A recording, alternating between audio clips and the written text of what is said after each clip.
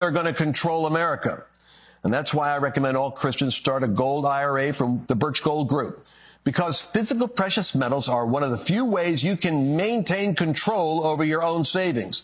To get a free info kit on gold IRAs, text the word faith to 989898. Birch Gold Group is the only gold company I trust.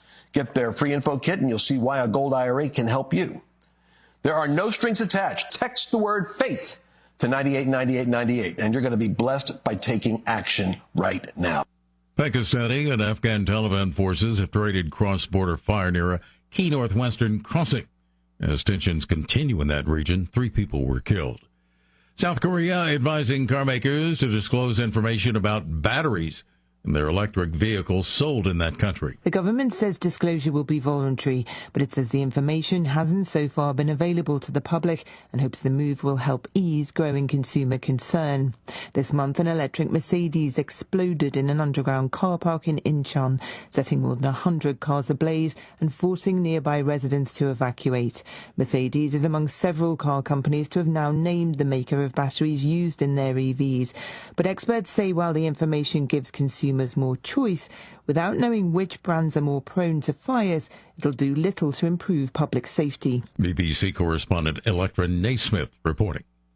Breaking news and analysis at townhall.com. It was too much this time. A man attempting an epic 80-mile swim across Lake Michigan said he gave up on the third day after losing 2 batteries for a critical GPS device and ended up badly off course. 60-year-old Jim Dreyer was pulled from the water last Thursday on the third day of his swim to Wisconsin from Michigan. Dreyer said he probably swam 60 miles by that point. He decided to stop because of bad weather ahead. He also said his brain was mush. Dreyer crossed Lake Michigan in 1998, but 3 attempts to do it again since last summer have been unsuccessful. Keith Peters reporting. In Germany, the Berlin Zoo has much anticipated news. Ming Ming the panda is pregnant. The zoo said ultrasound scan showed Ming Ming is expecting 2 cubs. The zoo expects the birth at the end of August if all goes well. More on these stories at townhall.com. I'm John Scott. Blast Off! As Circus World boldly goes where no circus has gone before. Feel the big bang as Tina the Human Cannonball flies high. Defy gravity with an upside-down rocketeer. Perky poodles, soaring aerial acts, plus camels, llamas, horses, and ponies orbiting the ring. Jugglers, zany comedy, and space cadet music invite you to Blast Off! To family fun at Circus World. What makes a great pizza restaurant? The obvious answer, great pizza. A local favorite since 1983, Pizza Pub Wisconsin Dells has been serving up the best pizza in the Dells. Year after year after year. Not hungry for pizza? Try the homemade lasagna, chicken parmesan, burgers, salads, and an extensive kids menu. Or take a trip or 2 to the all-you-care-to-eat lunch buffet. Pizza Pub, walking distance to water parks and hotels in Wisconsin Dells.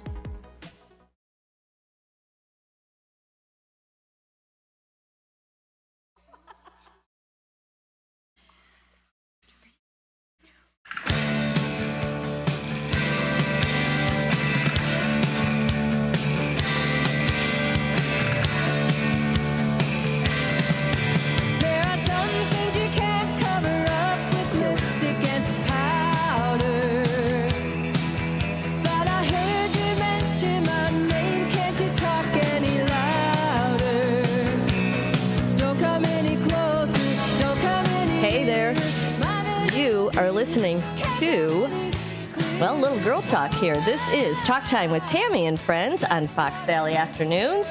I'm here with Mary Corbett today. She is our... a hot mess right now. Yeah, no, you're here, and we're in. We also have Nancy French in the little corner there. You see her in the box. If you're on YouTube, you can see us on YouTube. It is YouTube WRMN Radio. Is that right? And that's where you're going to go to see us live. If you're listening to us, we appreciate that. I have to turn up my headphones. How do I do that, Senator? I'll get you. Thank you, sir. I can't hear me, and I want to hear me. There we go. You got it. Thank you, sir. And we've got an entertaining couple hours for you today. We hope it's entertaining. We are entertained, so It's entertaining. we hope we entertain you as well. We crack us up. Can I just say that? All right, so we're going to start with just chatting about how's your night? What'd you do? Oh, I had a great night. Met up with some friends at a really great Italian restaurant. Did some outdoor. We dined al fresco, as they call it. That was actually, it was a cute restaurant. What was it called? Aglio. Yeah, that's it. Yeah, it was in Palatine. It was amazing. It was and cute. Yeah, Really good food. good company. Yeah. Yeah, I loved it. It was great. Weather was perfect. So Nice and fun. yeah, great time. And how about you, Mrs. French? What did you do with yourself? We went to have sushi at my favorite sushi place. Oh. So it was delicious. Yeah, it's excellent. It's about a couple miles from my house, and it's great. Sushi is expensive though, Why? and they don't even need cook quite a it. bit of- Come on, it's raw. I Why? mean, it's a craft. It's an art. What's your guess. go-to roll, Nance? What's my go-to roll? Yeah. Well, I do enjoy a good dragon roll. I enjoy the spicy tuna. Ooh, look at you you know living what, on I the did- edge. Right. I did learn something though. I cook salmon at home, and sometimes, I don't want to overcook the fish. So sometimes, it's a little pink in the middle and salmon. I'm thinking, well, that's okay because I eat sushi, right? So that's So you fine. can eat raw salmon and undercooked fish. Is that what you're saying? Correct, Mundo. Yeah. However, what I did realize is that sushi is treated with something so that you don't get any little vermin in there. Like what? Bleach? What do they do? Not sure. That is a very good question of what it is treated with, and it's also like a different grade. So, people, what I'm telling you is cook your fish all the way because you can. You can get vermin. What is You might get a little sushi vermin. treated with? Well, Hey Tam, I cannot see you guys. Normally you I can can't see you in the studio. see us. Hold on. We've got our crack engineer here. There we go. You got I can us? Can you see now. us now? Can you see us? I sure can. How do we look? Do we look fabulous today? Excellent, fabulous. Okay. I'm Excellent. up here in my theater room, so I hope I sound better. You actually do. Doesn't she sound better than she did yesterday? Yeah. A little. He said a little bit better. I think you sound Oh, better. thanks. Uh, Okay. Can you see us now? Yes. Maybe it's me. I don't know. Yeah. Yes, I can. Okay, Mary. so Mary has looked up what they do with the sushi to make it Yes. vermin free. Go for it. Mary, you are something. Yeah, I mean, hey, She's a resource. I'm resourcing it out. Yep. So first of all, it has rice vinegar in it, right? Oh. And what they will do is they will flash frozen it at temperatures lower than your freezer will go. That's for shipping purposes, and that will kill any parasites.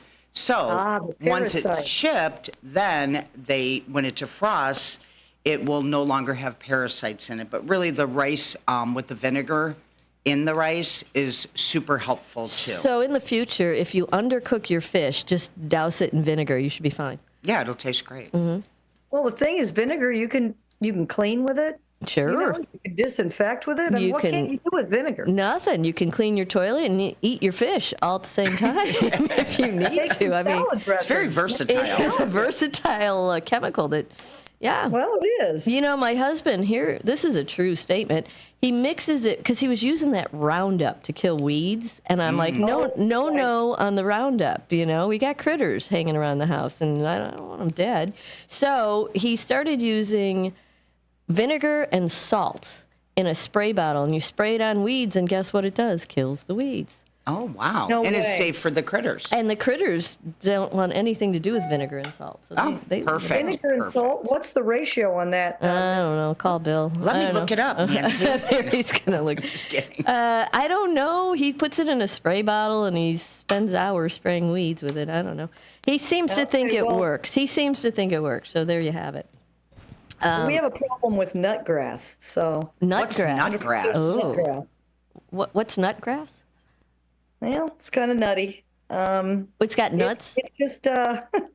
It's just it's those big wide leaves, that They're like pop up. weeds. Are they like weeds? They're weeds. Yeah. They're weeds. Here, Mary's looked up. Resource Mary has looked up. You can mix 1 gallon of white vinegar and 1 cup of salt until the salt dissolves, and add 1 tablespoon of washing up liquid. What the hell is that? To the Washing up? mixture and stir well. It says washing up liquid. Interesting. Is that just like soap? Yeah. Washing up. Well, isn't that the same thing you put on a dog after he's been skunked, minus the salt, Yeah. vinegar, I think and so. dish? I don't know. So it's safe for pets. It's a homemade weed killer. Yes, and it's probably good with sushi too. I don't know. I bet it is. I'm just saying. Yeah, you could put it on your fish if it's undercooked. Apparently you can. Now, Mary was talking to me a little bit. She found this interesting article about, do you remember that? It was about the titanium heart. Yes. We have a couple of seconds here. She was going to chat a little bit about that with y'all. It's just so interesting, just all the things that they can do. Mm-hmm. And this was the world's first. This is from the Optimist Daily. I was trying to look for good, just good stories, right? Mm-hmm. And just feel good things, because there's enough of that. So the first ever titanium heart was implanted into a human body. And that was at the Texas Heart Institute. When? That was just the other day, 2 days ago. Wow. So it's a mechanical marvel is what it is. The guy's still with us, is he? He is, Okay. and it helps people with severe heart failure. And it basically levitates the rotor to pump the blood through the body. So what's great is that opens up opportunity for people really that don't have this kind of like their last chance. And so far, they're going to follow this gentleman and make sure that it doesn't, become a problem or get rejected. But I thought that was really cool. So the next steps are just going to follow the success of the initial surgery. They have a feasibility study. And they will incorporate 4 additional patients receiving the implant. Where was he at? Baylor. Oh, Baylor. Okay. Oh, in your neck of the woods there, girl. Yeah. Nance, Miss in Nancy? Texas. Yep. Yes, I do know about that heart. And it can hold you off until maybe you get a human heart. But perhaps I wonder if you have to take anti-rejection drugs. Well, probably if it's to have a titanium, synthetic right? heart. Yeah. Yeah. Because you take the anti-rejection drugs, I understand, because if you have an implant from somebody else, it's not your genetics. Right. But I don't know about metal. Like, does it like metal? I don't know. I don't know. I don't know. Find out. That is because that's a major deal. When you have to take the anti-rejection drug. Oh, So, yeah.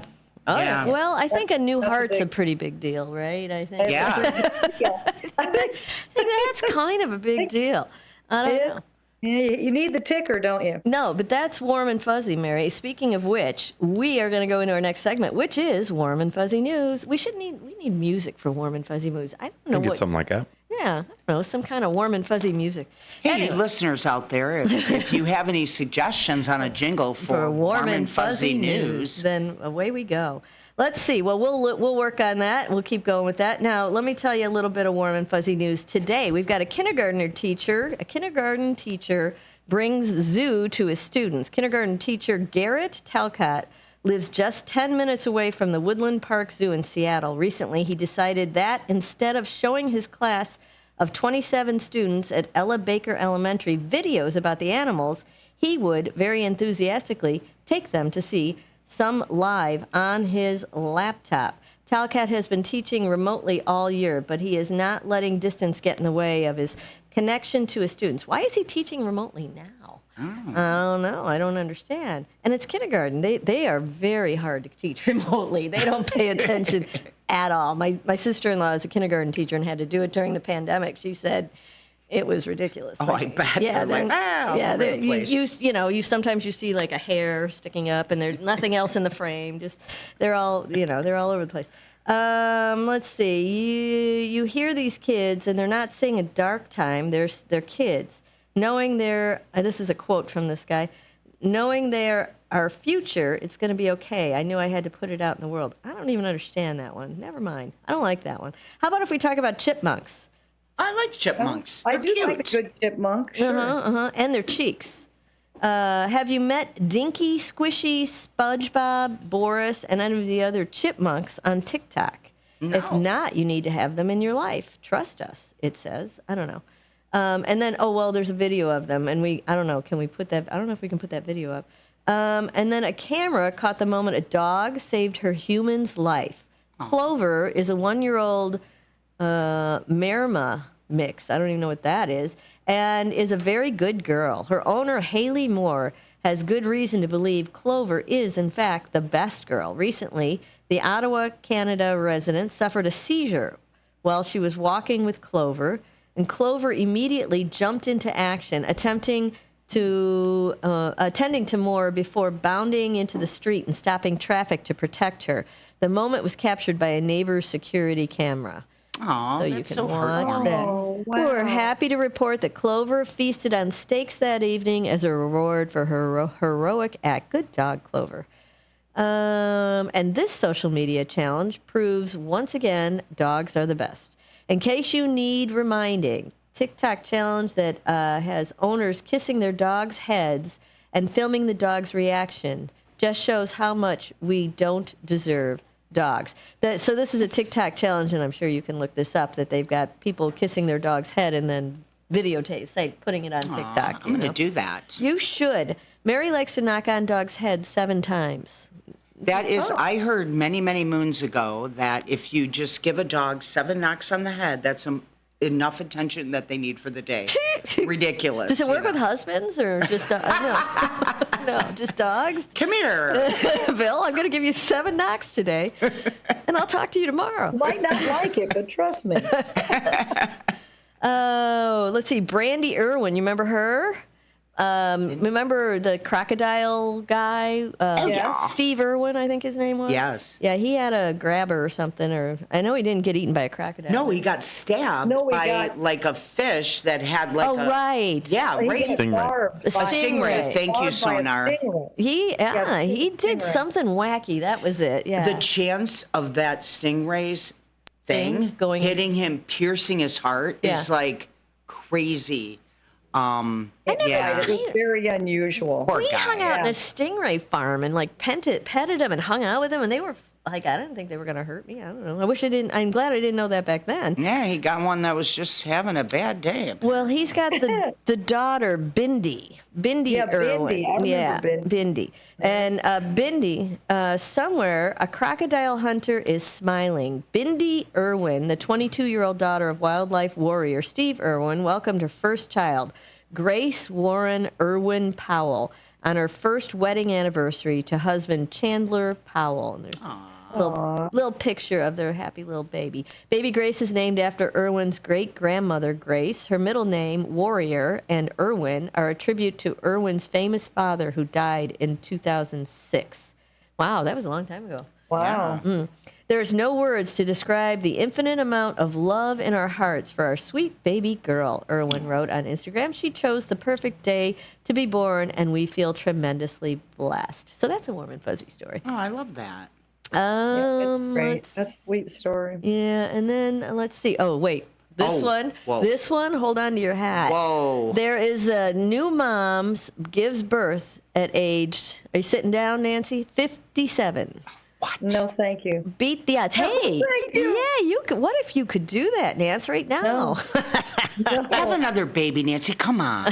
Peer pressure. Right? I think I had a nightmare about that one. That's a definite nightmare. Barbara Higgins, a 57-year-old New Hampshire teacher, gave birth to her 3rd child, Jack, this week after only 3 hours of labor. After enduring a sudden loss of their 13-year-old daughter in 2016, Higgins and her husband, Kenny Banzoff, decided to go with their hearts and try to have another baby using IVF. Higgins said she decided her age would not play a role in their decision. Well, I don't know if nature's got something to say about that, lady. Anyway, nobody can give birth to this is a quote, nobody can give birth to a baby and know with a certainty that they will be alive to see that baby grow up, she said. Your odds are kind of diminished if you're birthing it at 57, but I don't know how I will be in 10 years, and why should Jack not get to be alive because I'm old? Well, because he won't have a mama. I mean, you know. Well, at his preschool graduation, who's the lady in the wheelchair? Yeah, right. Who's the walker? Yeah, right. You'll be sporting a walker. Congratulations and welcome to the world, baby Jack. Yeah. This little boy's note to himself is all we need to hear. At the age of 7, here's another story for you. At the age of 7, Cameron Nielsen has some important things figured out by himself. When his mom, Tanya, was going through his backpack one day, she found a note he had written in school in his school journal that any parent would love to see. The note says, quote, "I love myself because I'm strong," the note read. I love me. I'm on fire, man. I'm awesome. I love that. Oh my gosh, that's It's a great. 7-year-old. Tanya shared the note with Cameron's dad, Tyson, and he posted it on Reddit, where it went viral with its message of positivity. That's awesome. That. We want to enable our kids to feel confident to go out and take on the hard things in the world, but it's hard to truly see if we're doing a good job at that, Nielsen said to today's parents. My first thought was, I am so proud of this kid and his fire, and I could use a little more of this power in my own life. Really, we all could use a little more of this power in our lives. Thank you, Cameron. 100%. That was That's right. awesome. And this little boy reminds us to keep looking at the stars. In Brooklyn, New York-based stylist and designer Michaela Paybon's social media accounts are full of beautiful photos of her in gorgeous clothing. However, it's her children, Christian and Elle, who sometimes steal the show. Paybon reshared a popular video this week of her son, Christian, when he was just 2 years old, that was gone viral in the past. Christian loves space, and apparently he's interested in the moon and stars, and began early with fascination. Look at this moon, he cries in the video, pointing at the sky. Mommy, you found the moon. You found it. My moon. There's my moon, Mommy. Thanks for encouraging us to look up, Christian. Sounds like me. I'm like that every night. Have a better week, everyone, is the end of that one. I look at the moon every night. Do you look at the moon? Did I not make you look at the moon last night? You did last night. She goes, look at the moon. Look at the moon. Right now, look at that moon. So bossy. You can't, yeah. I am bossy. Who I think that was on her personality profile. Yeah. No, well, no, my moon was rising and I was bossy. Oh, yeah. No, it was pretty. And I'm glad, actually, Tammy, I'm glad that you cared enough to ask me to look at it so To I could force you to look at that moon. experience Well, if you can only see it for a couple split seconds, I tell my kids all the time when I see a good moon, look at that moon, because wherever they are, they're all over they're all over the place. Kevin was all over the world for a while. Wherever they are, I always, we're looking at the same moon. I love that. At some point. When my son was a baby, I want to say he was probably 5 years old, it was a half moon up in the sky, and he said, "Oh, that's okay, Mommy. Daddy will fix it." What? How cute is that? Oh, that's that they cute. think that, the dad can do That's anything. cute. Right. I'm like, forget Dad. Mom will fix that. Right, No, I'm right. Just kidding. Right. If Mom's got duct tape, she'll take care of that. That's okay. I love it. That's the way it works. Let's see where we're at with our time on this one. Yeah, we got till the bottom of the hour. We got another 4 minutes. Is that what you said? Okay, well, let's see what else we got for another 4 minutes here. What we have to amuse you. We could talk about Sonar's show coming up today. Sonar's got a show coming up from 4 until 6, and it is called Apolitical Talk Show. Yes, ma'am. Apolitical Talk Show. Now, I got a couple of guests on here. Do you want to tell us about who you got coming up today? Sure. We've got some representatives for the Kane County GOP. Of course, we've got Andrew Lorario coming in. Of course, we're crossing our fingers to see if maybe Gary Rabine will come in today as well. Probably over the phone, but him and Tom Meredith, who may be calling in, are actually going to be over at the Trump rally this weekend. So they're going to come in, and we're going to talk civil engagement. Where do we go beyond the vote? It might be a good week for that, considering what's happening in Chicago this coming week. There's some civil engagement going on. What else do we do other than vote, right? We only get to do that every couple of years. So how do you jump in? Where is the Trump rally? I believe it is at one of the other Henry County Fairgrounds, yes. Woodstock. Is that Yeah, it's it? not the Kane County one. I'm taking the kids to the circus the weekend. Yeah, right. Yeah, don't. Same thing. We're going there. Well, fair enough. I'll give you that one. Well, yeah, right. It is a different kind of circus. Oh, for that's you. kind of cool. Yeah, the American Dream Team Rally is what it's called. Sunday, August 18th, 12:30 to 6 p.m. Gotcha. Okay. And so our listeners will.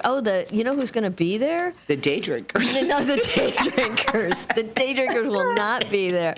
But the guy who sells the pillows, he'll be there. Oh my gosh, Mike what's his name? Mike Lindell. Mike yeah. Lindell, the pillow man. I got to tell you, I'm not real happy with my pillow, dude. I want my money back on that one. But I suppose I can't bring it to the event and tell him.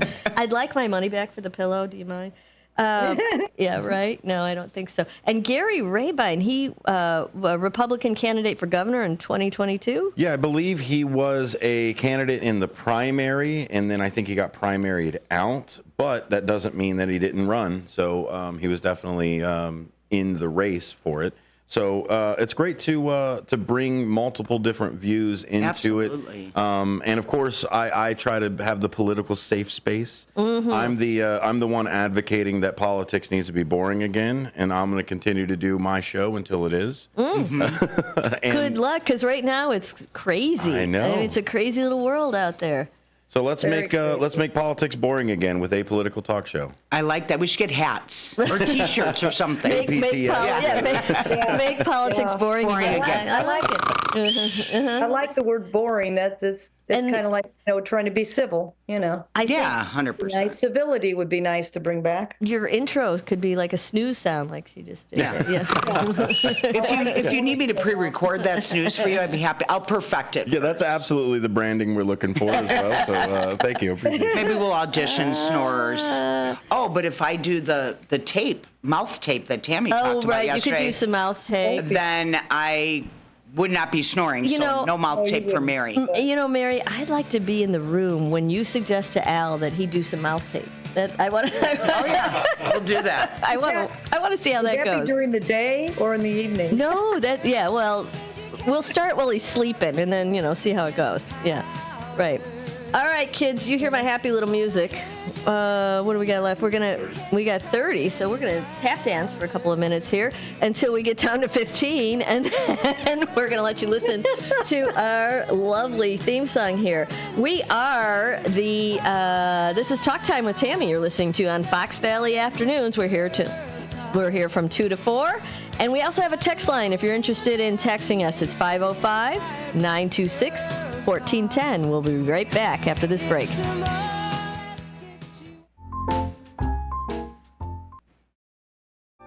With your 1410 WRMN News Flash, I'm Sean Kernan. Brought to you by Linzess. Police responded to reports of gunfire on Woodland Avenue in Elgin on the evening of August 11th. The Elgin Police Department investigating and urging anyone with information to come forward. Community members can report tips via phone, text, or online. Wentz Concert Hall in Naperville is set to host a concert showcasing future classical music stars on Saturday, August 17th. It features Lang Lang's Young Scholars and the MYAC Symphony Orchestra. The event starts at 1 p.m. with free admission, but reservations are recommended. Reserve your seats at givebutter.com.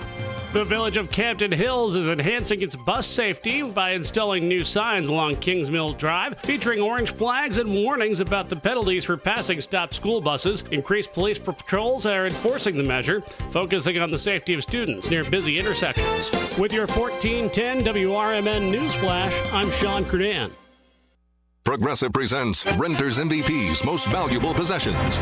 Today's MVP, Tom Kelly's carbon fiber mountain bike. Because more than riding his carbon fiber mountain bike, Tom loves telling people about his carbon fiber mountain bike. Friends, family, even a local barista knows about his carbon fiber mountain bike. And that's why Tom's carbon fiber mountain bike, if you haven't heard about it, is today's MVP. Keep your most valuable possessions protected by bundling your renters and auto insurance with Progressive. Progressive Casualty Insurance Company affiliates and other insurers not available in all states. This year, Dell Technologies' Back to School event is delivering impressive tech with an inspiring purpose. Learn how Dell is helping Computer Aid, whose work is helping solar community hubs with tech and AI literacy skills to empower remote, displaced, or disconnected communities around the world. Help Dell make a difference and shop AI-ready PCs powered by Snapdragon X Series processors at Dell.com/deals. That's Dell.com/. Progressive presents the Sports Flash on News Talk Radio 1410 WRMN. Deep right. Gone. Brooks Baldwin, a 3-run homer. The action on White Sox radio. 12-2 the win over the Yankees. Grady Sizemore gets his first win as skipper. The White Sox season highs for runs and hits. They had 18. Gavin Sheets matched a career best with 4 hits and drove in 4 runs. Corey Lee and Brooks Baldwin homered, and the White Sox knocked off one of the top teams in the league after losing 24 of their previous 25 games. It's got a chance! It is gone! Guardians radio 9-8 the win over the Cubs in Cleveland. Josh Naylor drove in Jose Ramirez with the go-ahead run in the 8th.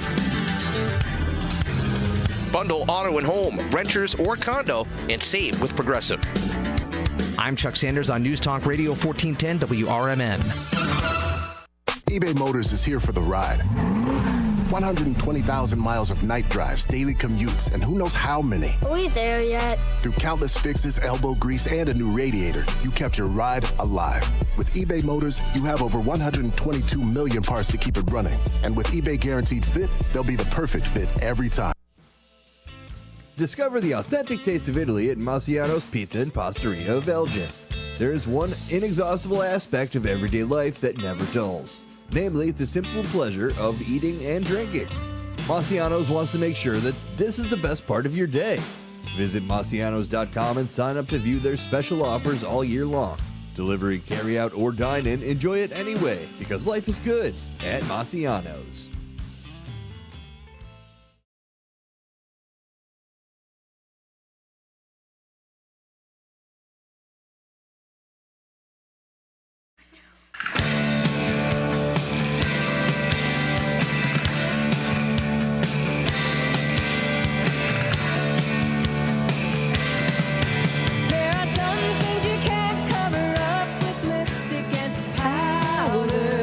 Welcome back. You're listening to Talk Time with Tammy and Friends.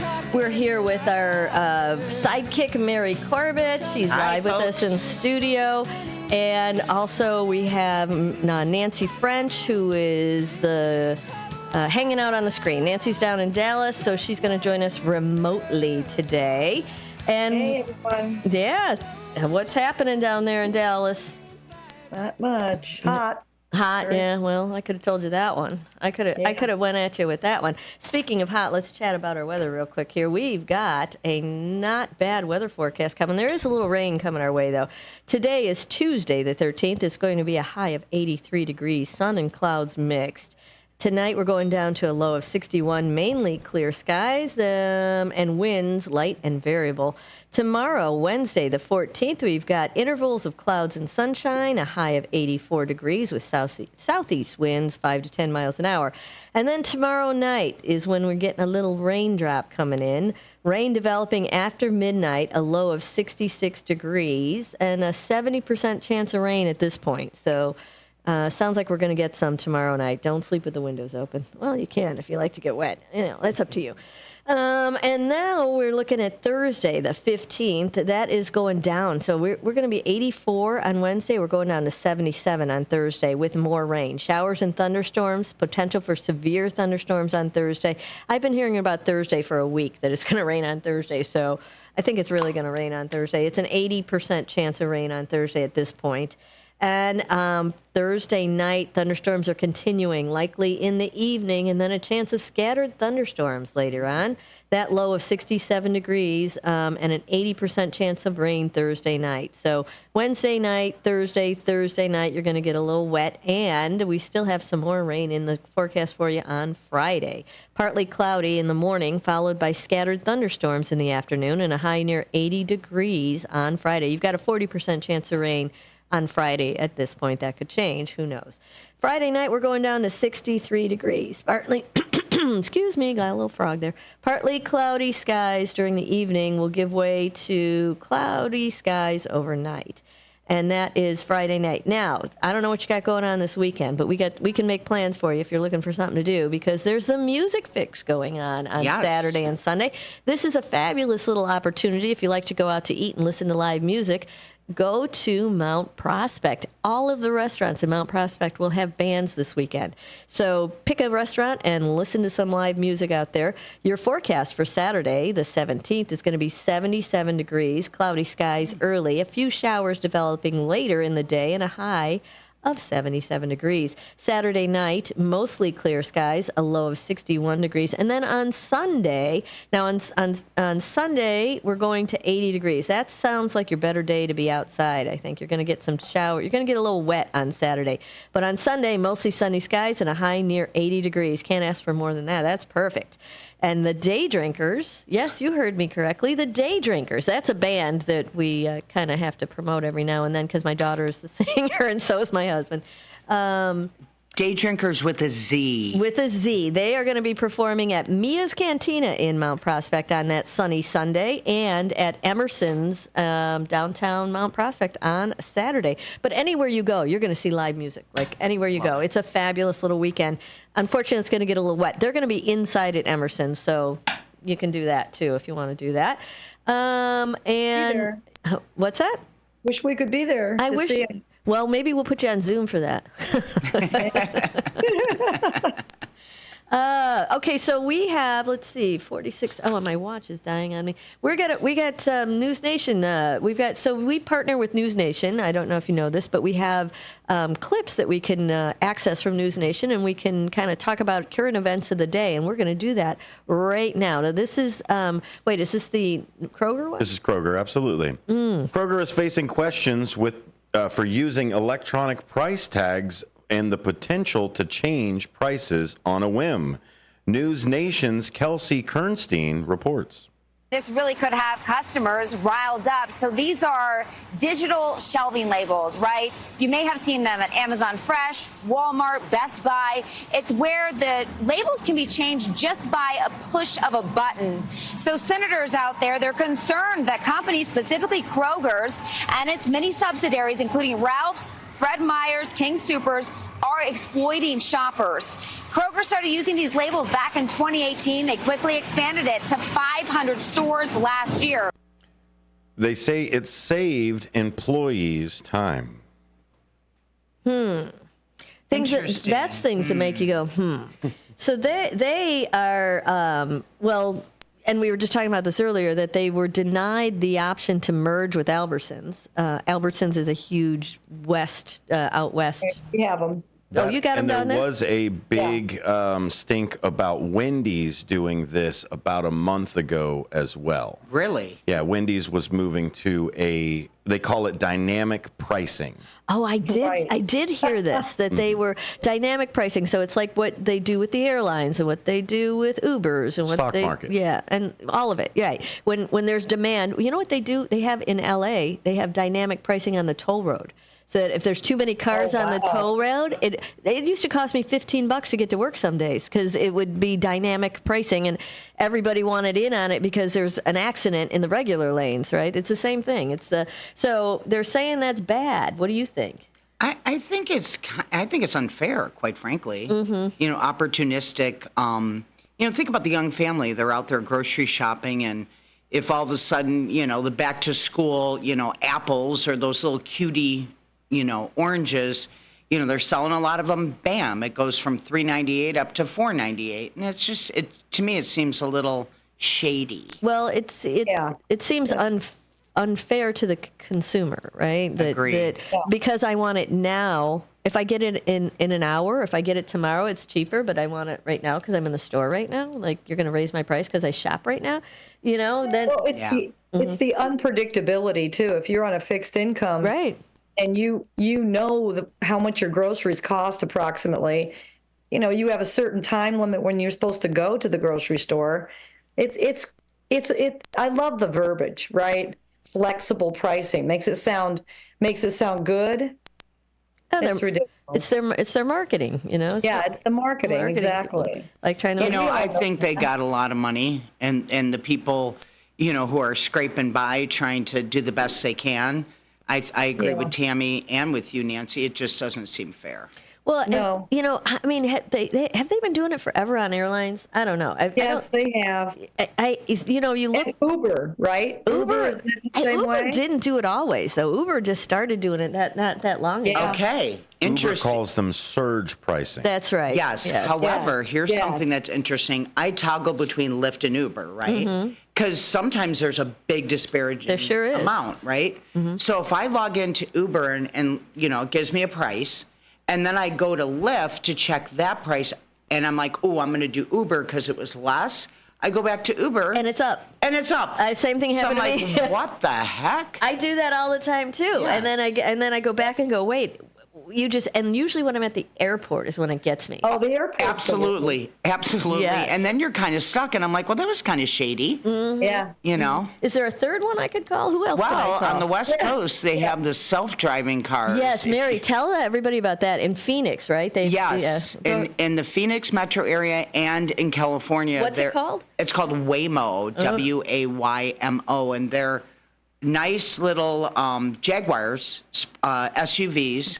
And I watch them test. They're driverless cars, and they're running all over the roads, all over Phoenix. I watched them tested for a couple years, and then all of a sudden now there's no driver, and people are just sitting in the back seat. I've seen some people, very brave people in my estimation, sitting in the passenger seat. Yeah, I would not want to be in the front seat. You're saying in the front seat. The passengers just and the computer's driving. Can I sit in the driver's seat for crying? I don't know. You know what? We could try that out and see. But I haven't done it. I'm a control freak. I think they should be like slot cars. They still stay in their little lane. You have a little thing that goes down, fits in the slot. And you just drive in a circle. You drive. Well, that sounds like a lot of infrastructure for them. I often thought, I'm like, does anybody mess with them? Do they mess with them? Oh, hi. What do you mean mess with them? Mess with them. So you see a Waymo.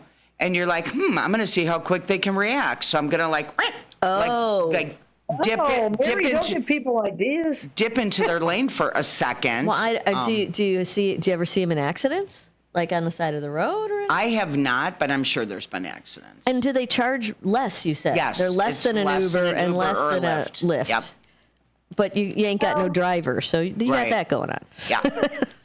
I don't know, but you don't have a creepy driver. Well, right. You don't good have point. Yeah, you don't have a weirdo. You don't have a weirdo to worry about. You just got nobody to worry about.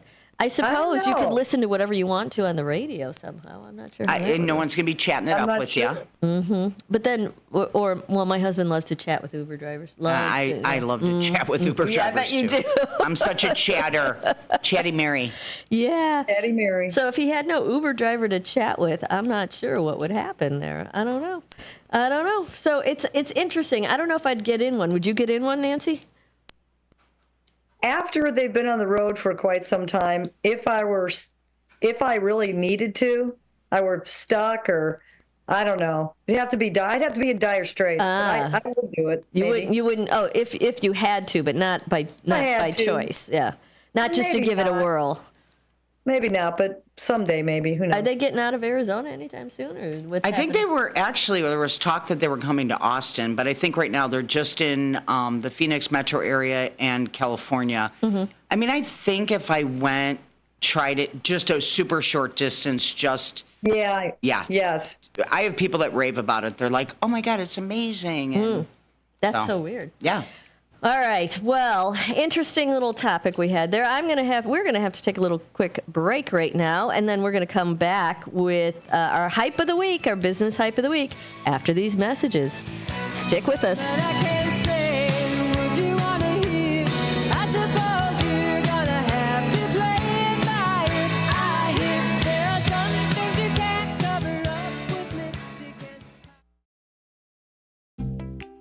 Looking for your midday daily dose of local flavor? Tune in on WRMN AM 1410, Monday through Friday from 10 to 1 p.m. to Out to Lunch with your host, Matt McNeil. I bring to the table the best that the Fox River Valley has to offer, from diving into the vibrant world of local arts and entertainment to exciting new restaurants and hidden gems. I'll take you on a culinary adventure through the Fox River Valley's hottest spots. Plus, don't miss out on our exclusive interviews with local business owners. Hear their stories and discover what makes them unique. Be a part of the conversation and let listeners know what you're looking to buy, sell, announce, or trade with Tradio at 12:30. So, if you want to get out during the lunch hour, get ready for fun, flavor, and fantastic finds. Catch us on Out to Lunch every weekday from 10 to 1 p.m. right here on WRMN AM 1410. That's Out to Lunch with Matt McNeil. It's your lunchtime escape to the heart of the valley. Visit the Milwaukee County Zoo this summer to enjoy so many species of fun. Home to more than 2,200 animals, representing over 340 different species. The zoo educates, entertains, and inspires. Stomp back in time with the zoo's summer exhibit, Dinosaur Discovery, sponsored by Sendik's Food Market. You'll be astounded by the gigantic and scientifically accurate animatronic displays. Touch, feel, and learn about the role of predators in the ecosystem. Running through October 5th. Visit MilwaukeeZoo.org. The weather is getting better, and we know it's the time when ladders and DIYers come out. Before you start any new outdoor projects, ComEd wants you to know that electricity can jump from a power line to you and the tools you're using. So maintain a safe distance from any power lines. You can also call ComEd at 1-800-EDISON-1 to have those power lines de-energized the next time you do any type of work around them. Stay smart, stay safe, stay back. ComEd, powering lives.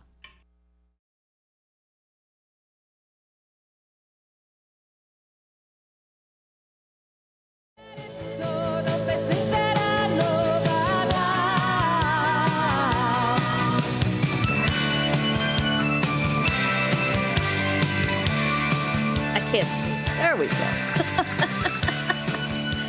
Hey, welcome back. You are listening to Fox Valley Afternoons. This is Talk Time with Tammy and friends, and we're going to be here with you till 4 o'clock today. We do have a little text line for you. Anybody? We have anybody up on any comments or anything that we? I can't see the board like I normally can here today. So we have our. Mr. Nice Guy.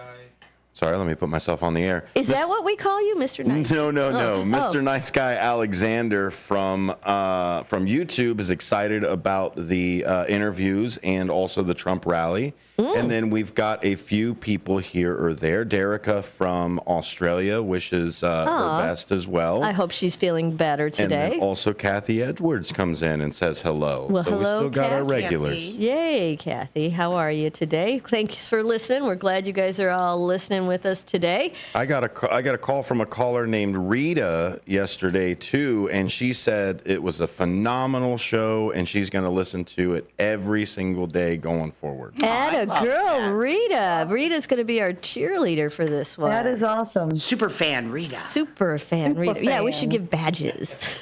We could get like T-shirts. I don't need no stinking badges. Prizes. Everybody likes prizes. Everybody likes prizes. Who doesn't like a prize, for crying out? So, listen, I was going to chat a little bit about our business hype of the week, which is JoJo's Diner. They are on Golf Road in Schaumburg. They are on a radio shop show. I believe they're a $25 certificate. It usually sells out pretty quickly. And they're a fabulous little place to eat. So we're going to talk about them a little bit. In fact, we're probably going to go there this week, and then we'll give you a lowdown on our visit there while Mary's in town. Mary's in town until next week, so we got a few more days to have be live. Yeah, to have her in our studio, and then you'll see her on the Zoom thing. But my JoJo's menu just crashed on me, so I was going to give you some dinner options because I did have folks tell me it's my definite go-to breakfast place for sure. It's fabulous. JoJo's. We go there at least, I don't know, every couple of weeks for breakfast because it's so close and it's right down the street and it's, really good food at really good prices. That's it. And cheap prices and lots of food that you have going on there. But the dinners are supposed to be fabulous. And they were doing prime rib. This is before the pandemic. They were doing prime rib every Friday. Yum. Yeah, I know. Every Friday they would bring in prime rib for the weekend, and when they ran out of it, you've got it. Let me see my eyeballs. Tammy, is that in Schaumburg? Is it in? Yes, it's in Schaumburg on Gulf Road. Mm-hmm. I mean, it's like a classic American diner. It's just got a really cool, chill vibe. Large portions, reasonable prices, and good food. You know, one thing that was a surprise for me is they have fresh cut French fries. Oh, they do? Yeah, they're not frozen. They're fresh. I've never had their French fries. And they're delicious. Well, then I think he might be right about going there for dinner. You know, I mean, the dinner options look like they could be pretty. The menu is ongoing, like lots and lots of pages. Dinner It's expensive. I'm looking at it. It's not expensive. No, it's burgers. No, extensive. Oh, extensive. I thought you said expensive. I'm like, no, it's cheap. It's cheap. You can add soup for $4 if you want. You get hamburgers, cheeseburgers. Their patty melt is, good old patty melt. They've got paninis, Fiesta chicken paninis, turkey jack paninis. Then they've got wraps. These are all kind of like lunch items. Garden salads, all kinds of salads, like pages of salads. Juices and more, and then they have specials that they put up there that are more like dinner oriented. Sometimes they have, like I was saying, the prime rib or the turkey, or they have all different kinds of things that you can get for dinner at JoJo's. They do breakfast and lunch and dinner there. So, and they just started serving liquor. So if you would like a glass of wine, then you can do it. Here's a shout out right here. Mayor Reed from Hampshire says, "You sound great in Hampshire. Love the new lineup." Yay! Awesome. Thank you. Mayor. We love it. Thanks for chiming in. So, that was JoJo. So now let's look back on. We're going to do our historic. This is our historic music segment. And we don't want to get spanked, but we're going to play a couple tunes. Now, we're talking about this day in history. By getting spanked, I'm talking like FCC spanked. not anything happening in the studio. Slap on the wrist. Yeah, right. That's what I was talking about. Yeah. Here, listen to this song. This is Fleetwood Mac's first published song, first release song. Oh, nice. That she's a black magic woman and she's trying to make a devil out of me. Don't turn your back on me, baby. Don't turn your back on me, baby. Yes, don't turn your back on me, baby. You're messing around with your tricks. Don't turn your back on me, baby, 'cause you might just break up my magic stick.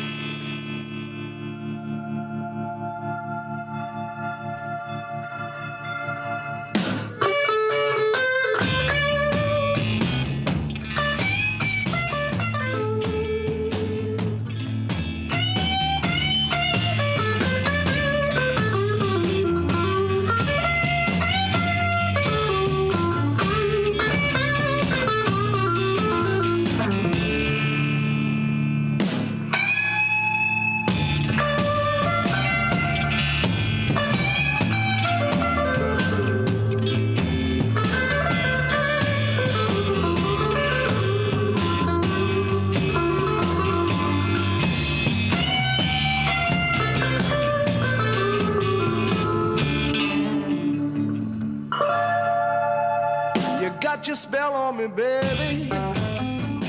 You got your spell on me, baby. So that is the Black Magic Woman. Now, you're used to hearing that song by Santana, right? I mean, that's the version that we're used to hearing, the Santana version. But this was released in '68, and then Santana redid it later on and kind of made it more.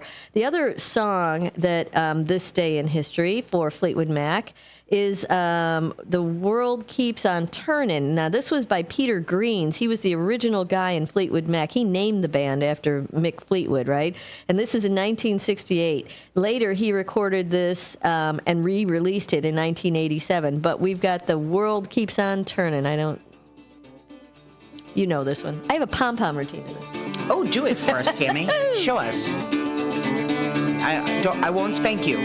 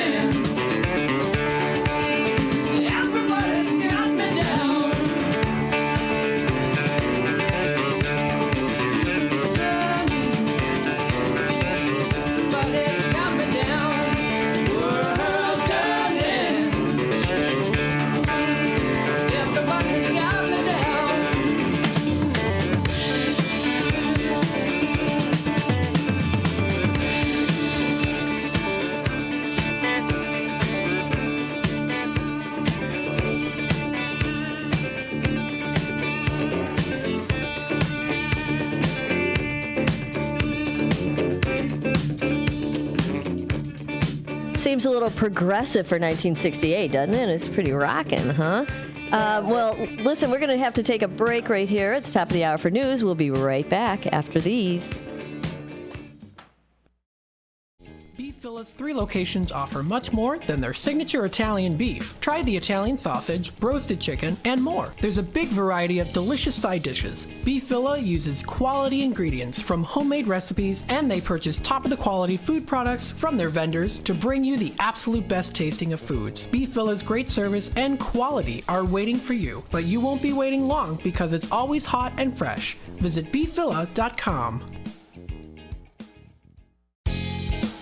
Beef Villa's 3 locations offer much more than their signature Italian beef. Try the Italian sausage, roasted chicken, and more. There's a big variety of delicious side dishes. Beef Villa uses quality ingredients from homemade recipes, and they purchase top-of-the-quality food products from their vendors to bring you the absolute best tasting of foods. Beef Villa's great service and quality are waiting for you, but you won't be waiting long because it's always hot and fresh. Visit beefvilla.com.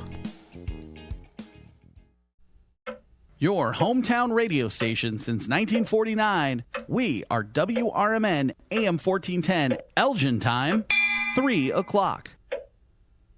With your 1410 WRMN Newsflash, I'm Sean Kernan. Brought to you by Bank of America Merrill Investments. Wentz Concert Hall in Naperville is set to host a concert showcasing future classical music stars on Saturday, August 17th. It features Lang Lang's Young Scholars and the NYAC Symphony Orchestra. The event starts at 1 p.m. with free admission, but reservations are recommended. Reserve your seats at givebutter.com. The Village of Campton Hills is enhancing its bus safety by installing new signs along Kings Mills Drive featuring orange flags and warnings about the penalties for passing stopped school buses. Increased police patrols are enforcing the measure, focusing on the safety of students near busy intersections. Police responded to reports of gunfire on Woodland Avenue in Elgin on the evening of August 11th.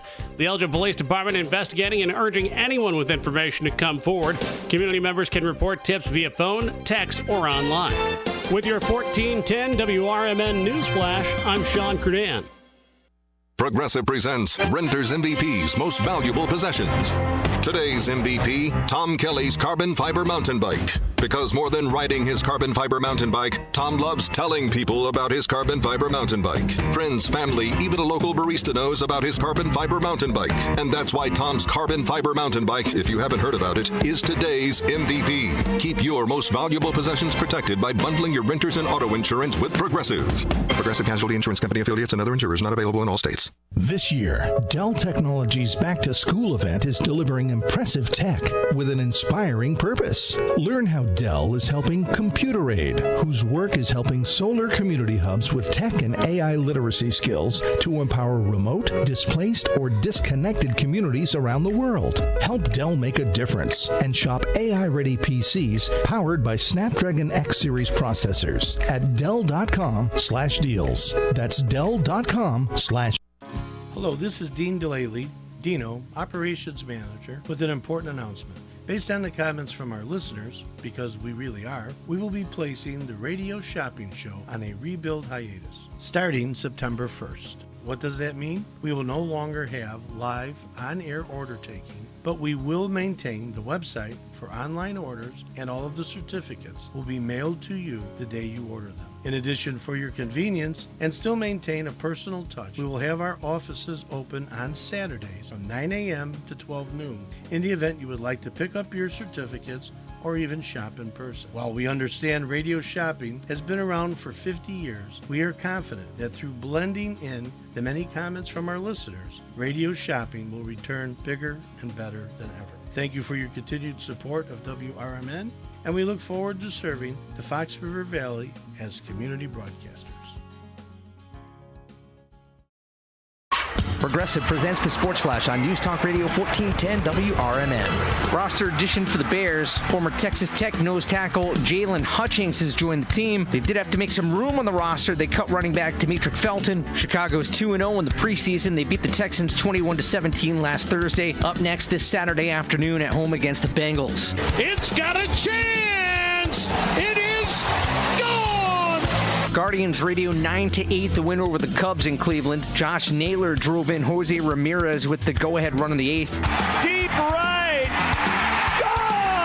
one. Brooks Baldwin, a 3-run homer. The action on White Sox Radio. 12-2 the win over the Yankees. Grady Sizemore gets his first win as skipper. Bundle auto and home, renters or condo, and save with Progressive. I'm Chuck Sanders on News Talk Radio 1410 WRMN. eBay Motors is here for the ride. 120,000 miles of night drives, daily commutes, and who knows how many. Are we there yet? Through countless fixes, elbow grease, and a new radiator, you kept your ride alive. With eBay Motors, you have over 122 million parts to keep it running. And with eBay Guaranteed Fit, they'll be the perfect fit every time. Your kids could get free or low-cost health coverage from Medicaid or CHIP. Even if you've applied before, they may be eligible now. Kids up to age 19 are covered for checkups, vaccines, dentist visits, hospital care, and more. And if they already have Medicaid or CHIP, remember to renew every year. Visit insurekidsnow.gov or call 877-KIDS-NOW. Paid for by the U.S. Department of Health and Human Services.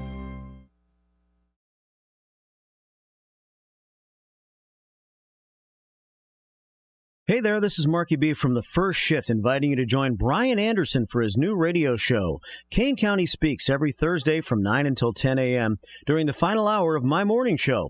It's an election year, and Brian will discuss important local issues and interview local candidates from the perspective of Kane County Speaks. The show will feature open phone lines for your thoughts, comments, and questions, and the chat room will be open at WRMN Radio on YouTube. Kane County Speaks is citizen-driven and focused on making Kane County a better place to live and work with goals of freedom, security, and prosperity for all. To learn more about their grassroots organization, you can check them out at KaneCountySpeaks.com. Let's discuss the issues of Kane County so that you can get involved and make a difference too. It's Kane County Speaks every Thursday morning with Brian Anderson from 9 until 10 a.m. during the first shift right here on WRMN, AM 1410, and at WRMN Radio on YouTube.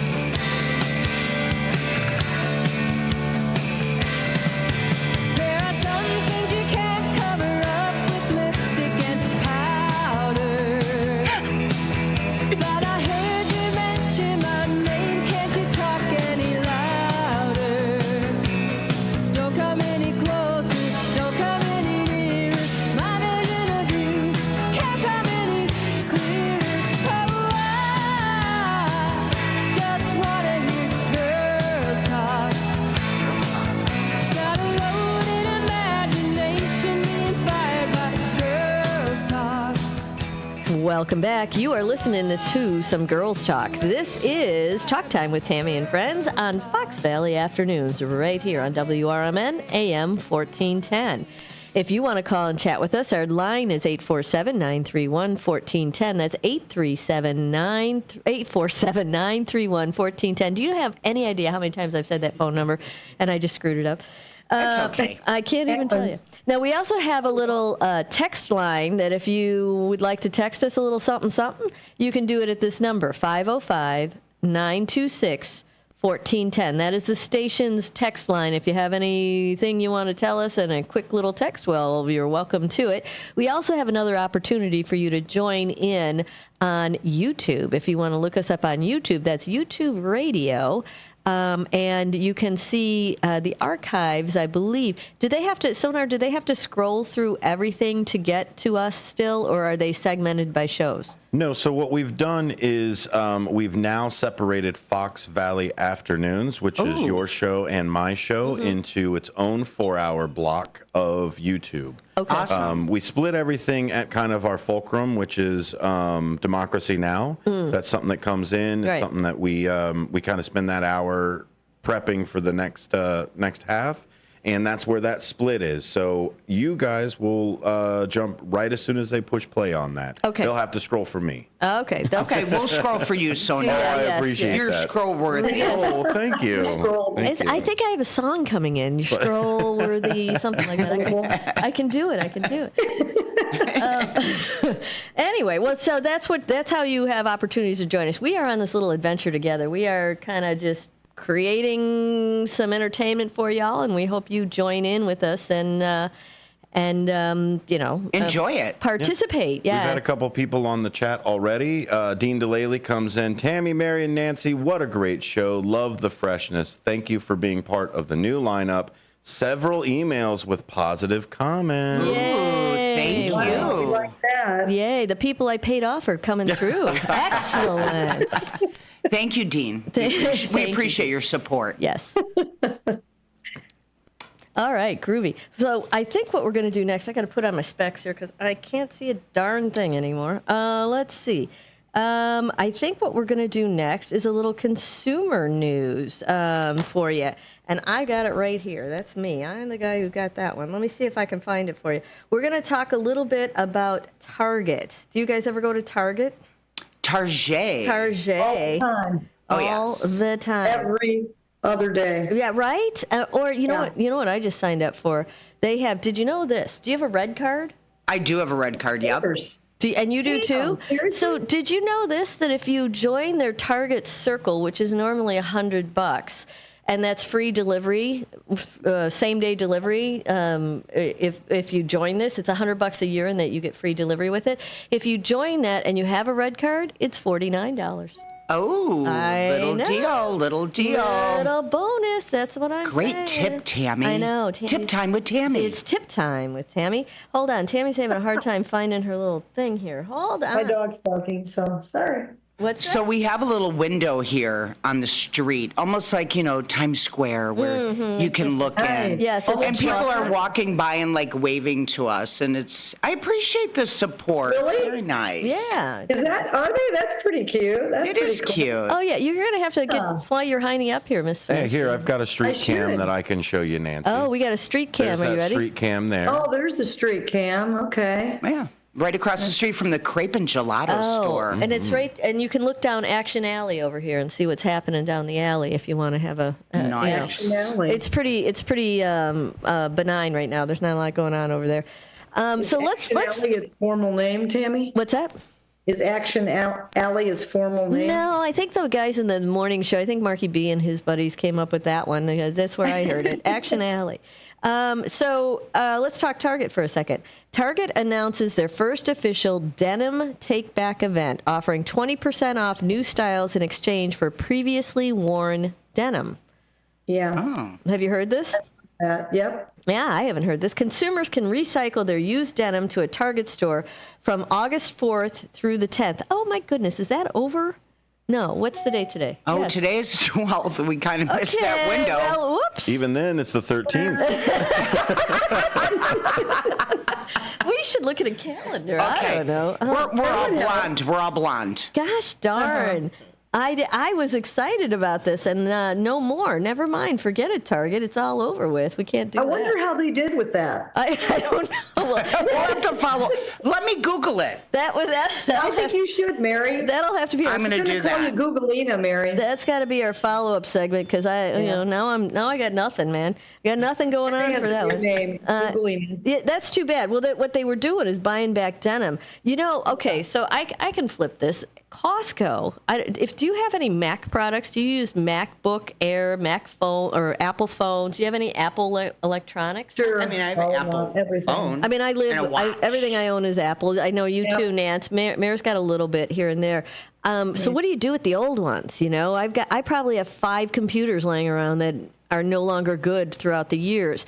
I've discovered that Costco will buy them back from you. Okay, that is so timely because I cleaned out my home office. Oh. And I found multiple Apple items, and I don't want to throw it away. Right. You don't want to put it in the, the landfill, but And even to get a couple bucks back, that's a little bonus. Well, they'll do it. They'll do it for watches. They'll do it for phones. They'll do it for computers. You go to Costco and check that out. At least they did, unless of course the date was August 10th, and now it's over. But it could happen. I heard it on Talk Time with Tammy. Yeah, right. I think Best Buy might do that as well. But do they? I have to look that up, but I think they might. I was surprised that Costco did it because I have a whole bunch of them for them. I'm sure you do, Tam. Well, over the years, I've seen some of your cords. Yeah. What do you do with it though? You're done with the computer. What do you do with it? I have one that I took down to Nashville that I was trying to send some stuff up to the station, and it just decided it didn't want to work anymore on me. So what do you do with those kind of things? You take them to Costco and get some money back for them, because why not? Okay, so they said it was a huge success. Does Costco give you money? Yeah, they'll give you money for it. Costco will take back and they'll give you cash for it. Yes, that was did I miss that point? I don't know. I could have missed it. That was the major point of that one. Now Mary's got an update for us on our Target issues that our Target denim buyback. So Target's first denim take-back event ran from, we missed the window. Yeah. It's okay. Yeah. The 4th through the 10th. Gosh darn it was a success. Gosh darn and it helped to reduce waste and support back-to-school shoppers, which is really, really nice. Mm-hmm. You could actually drop off to 5 different pairs of denims. So we'll be all geared up for next year, but just know that the inaugural event was a success. Yeah, so maybe... Well, that's nice, Mary. Thanks for finding that out. Did you find out, did it work? Yeah, no, it was big a old success. Big old success. SUCCESS. There we go. It was a success. Fabulous. I took my watch off, so I have the slightest idea what time is it. It's 14. Is this right? Yeah. Okay, so can we do I don't know. What? Oh, do we have calls that we can do? Do you think that is a good idea at this juncture? Sure. We have 15 minutes. We have 15 minutes, and we have a couple callers on hold. Here's Susan. Welcome to the program, Susan. You are talking. It's Talk Time with Tammy and friends. How are you? I'm good. Hi, Tammy. Hi. Mary. Hi, Susan. Thanks for calling in. You're welcome. You like the format? I do. I learned about Target, and I started going, oh, this is great. And then I was like, oh, wait, never mind. So we got you as excited as we were about it, and then we forgot. Then the date kind of came in there. That's a little bit of a problem. Maybe they'll do it again next year. Maybe. Just minor details. I know. Details. But did you know about the Costco thing with the Apple products? I did not know that, Tammy. Yeah, I didn't know that they paid. I feel like some of these things are kind of secretive for some reason, because I feel like I'm pretty in the know, but I knew none of these things that you already spoke about. Well, we should. That's what we're here to bust the secret out. That's right. Yeah, that's right. And next time we'll check the date. Yeah, sure. I thought it was a great idea to bring your jeans and give them to, what else are you going to do with them, right? I mean, we donate them, but what else are you going to do? Well, I do have a box up in my closet. I just have to confess, since we're talking about secrets, there are jeans that I love that I do not fit into. Oh, we all have that And so box. my goal is one day I'll fit back into them, but then they'll be out of style. Right, so then you got to buy new ones. Yeah. Yeah, I should throw that box out, really. Yeah. Yeah, do you have one of those boxes, Susan? Everybody's got one of those boxes.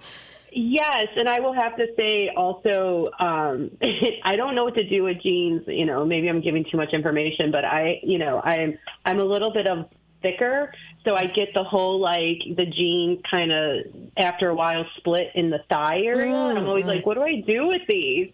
So if somebody could take them and do something else, that would be great, because they just go to a landfill if you throw them away. Well, so I wish there was some kind of recycling of that. You could use them for patches. I was thinking patches as well, and not Patches the Clown. No, that's a whole nother. That's a whole nother topic.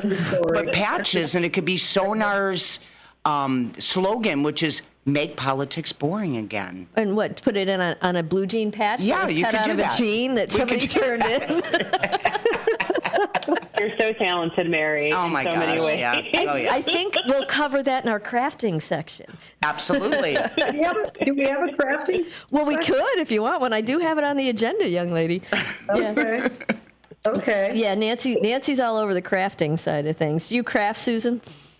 I do not. I have glued my fingers together. Trying to that's not scrapbook fun. with my sister. Yeah, and there's just I find that if I try to craft, everything is on me versus the product that I'm trying to put together. So I will be your bigger supporter on Etsy and purchase whatever you make. Yes. I do not do any of it. We appreciate the support. Thank you, Susan. Right.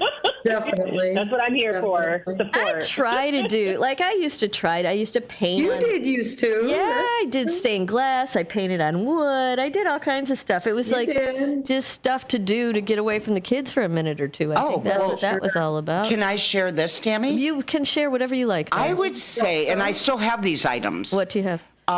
Handmade, painted Christmas gifts from Tammy. Yeah. And they were so good. She used to go to this little crafting place. Yeah, I love that place. Oh, yeah. And she, and I would get that. And then she was also into angels. And so every year at Christmas for about 5 years, I gave her angels. Yeah. Oh, I had so many angels. And then she finally said, okay, everybody, I appreciate it, but I'm all angel I'm done. I'm done with angels. People used to come to my house and count the angels, and they'd have like contests to see how many angels. And we were in the 50s or 60s. I mean, they were everywhere. We had them everywhere. People would just buy me angels everywhere. We had them everywhere. So well, you're an angel. I am an angel, but.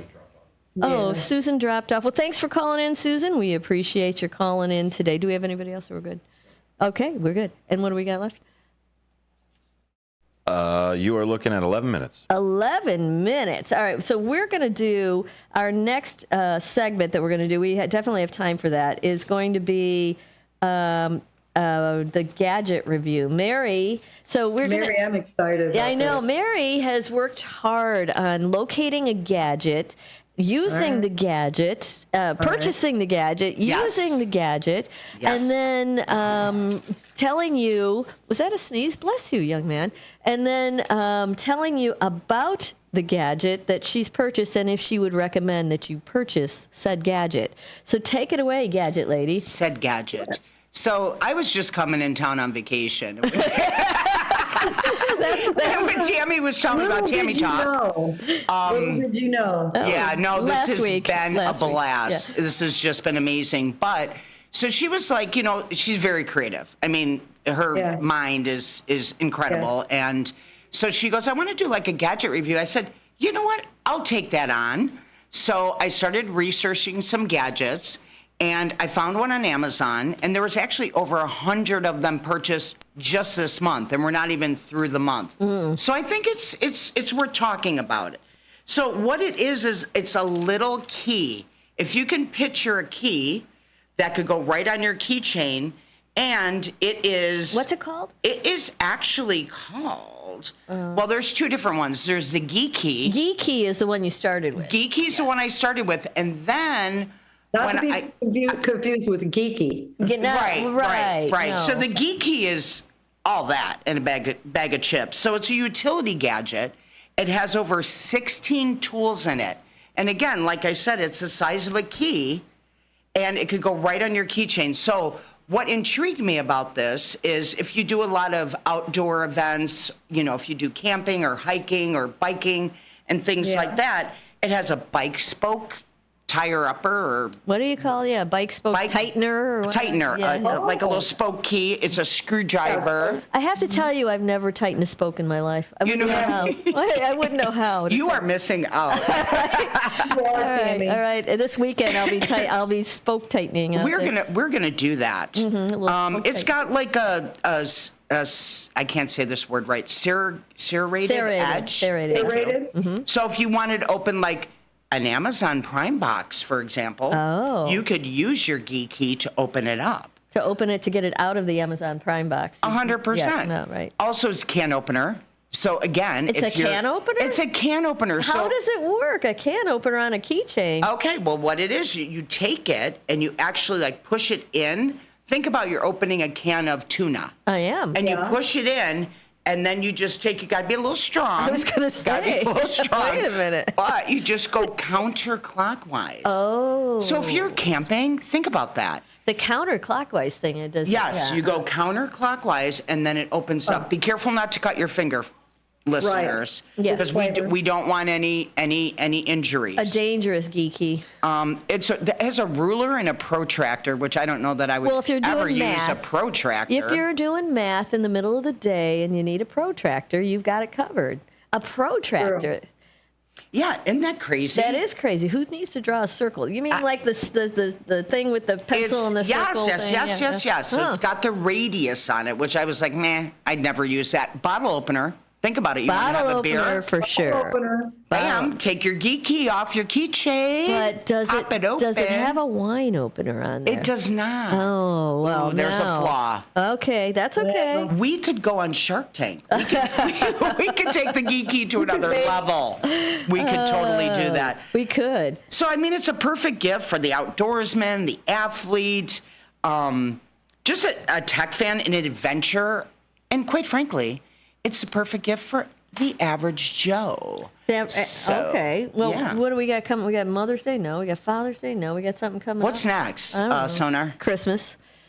Labor Day. Oh, it's a perfect Labor Day gift. Yes, because don't you all buy everybody Labor Day gifts? Anyway, it's just a cute little thing. How do you spell that? Mary, how do you spell that? G as in George, E as in Edward, E as in Edward. Then you want a capital K as in kite, E as in Edward, Y as in yo-yo. And it's $22.99 on Amazon Prime. Mm-hmm. However, I did see some other products, different packaged differently, but the same concept. $9.99. Craftsman has one.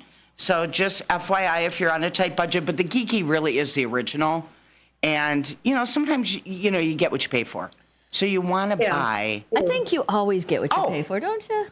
Here's the other thing. It's TSA friendly. Oh. That's big. That is a big deal, right? When it said the surrogated knife or whatever, I was like, a box cutter. If you're going to travel with your geeky, then you want to make sure that TSA allows it on the airplane with you. This guy has it on his belt loop, Mary. I want to see you sporting that on your belt loop. She does have it on her belt loop, but it's underneath the camera, so you can't see it, right? See it. Sorry. We'll have to do a little next time. A little shot of that later. She actually left the geeky at home accidentally, or we were going to bring it in. I know. I came into the studio. I go, I left the geeky. I forgot the geeky today.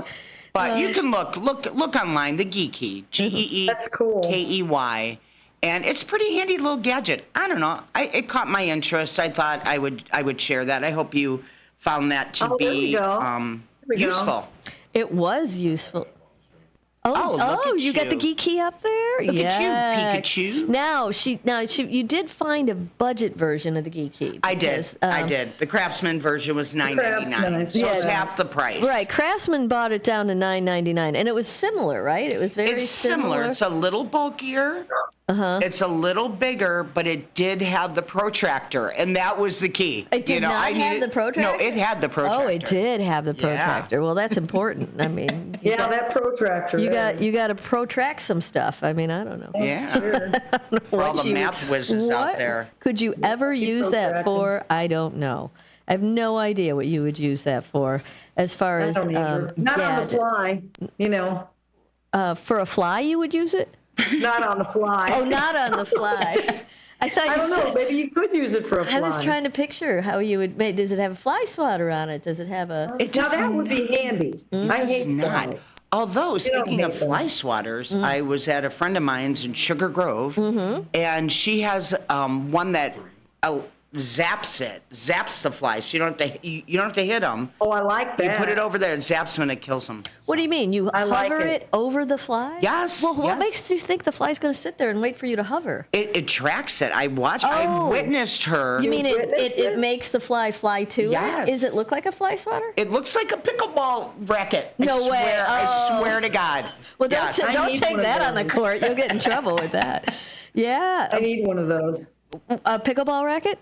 Well, Labor Day is coming up. Tammy might not a pickleball racket. buy you one. What are those things called? It's an electronic bug zapper. We have this thing for bugs that you set outside. I love it. LOVE, love it. You put it in your yard. It covers. We have the big one that covers like half an acre, and one that covers like a third of an acre. And you plug it in, and it spits out CO2 that makes mosquitoes go there. and all the bugs just go in there and die. And you just put it away from where you're sitting. So we put it in the back of the yard, and it, all the now my husband was worried that it was going to get friendly critters in there, like friendly flyers, like butterflies. They can't. It only gets it gets beetles, and it gets flies, and it gets mosquitoes, and it gets all that kind of crap in there. And then they go in there, and that's the end of them. They never come out. Well, it's kind of like a roach motel, but it's bigger, and you plug it in. It's got it spits out the CO2, and that's what makes them come in there. Wow, that's crazy. I think it's lovely as far as bug gadgets are concerned. Yeah, I love that. Yeah. So we didn't specify what kind of gadgets, but maybe we can go into bug gadgets. We could go into bug gadgets. I do like the bug gadget idea. Yeah. Okay, so you want to research that, Nancy, and on Friday you could do, or Thursday you could do a little segment on that. Hey, I'm doing the scam segment. Oh, you are. There's a lot of information. Nancy's coming at you with some scamming. Oh, I have some good stuff. Yeah. All right. Well, we're looking forward to that on Thursday, young lady. That's a nice little tease for you. Nancy's doing a segment on how not to get scammed, and that's coming up on Thursday with you. What we have coming up after the break, we're going to take a break in a minute here and go to the bottom of the hour news. And then after that, we're going to come back and do another clip from News Nation. I think this will be a surprise. Whatever Sonar pulls out of the hat, he'll play it for us, and we'll talk about that, whatever news of the day we've got going on. And then we've got an interview this afternoon with a gentleman who is representing some music coming your way in Barrington. So we're looking forward to all of that.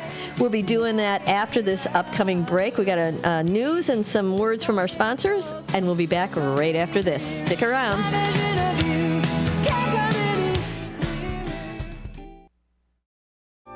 With your 1410 WRMN News Flash, I'm Sean Kernan. Brought to you by Linzess. Police responded to reports of gunfire on Woodland Avenue in Elgin on the evening of August 11th. The Elgin Police Department investigating and urging anyone with information to come forward.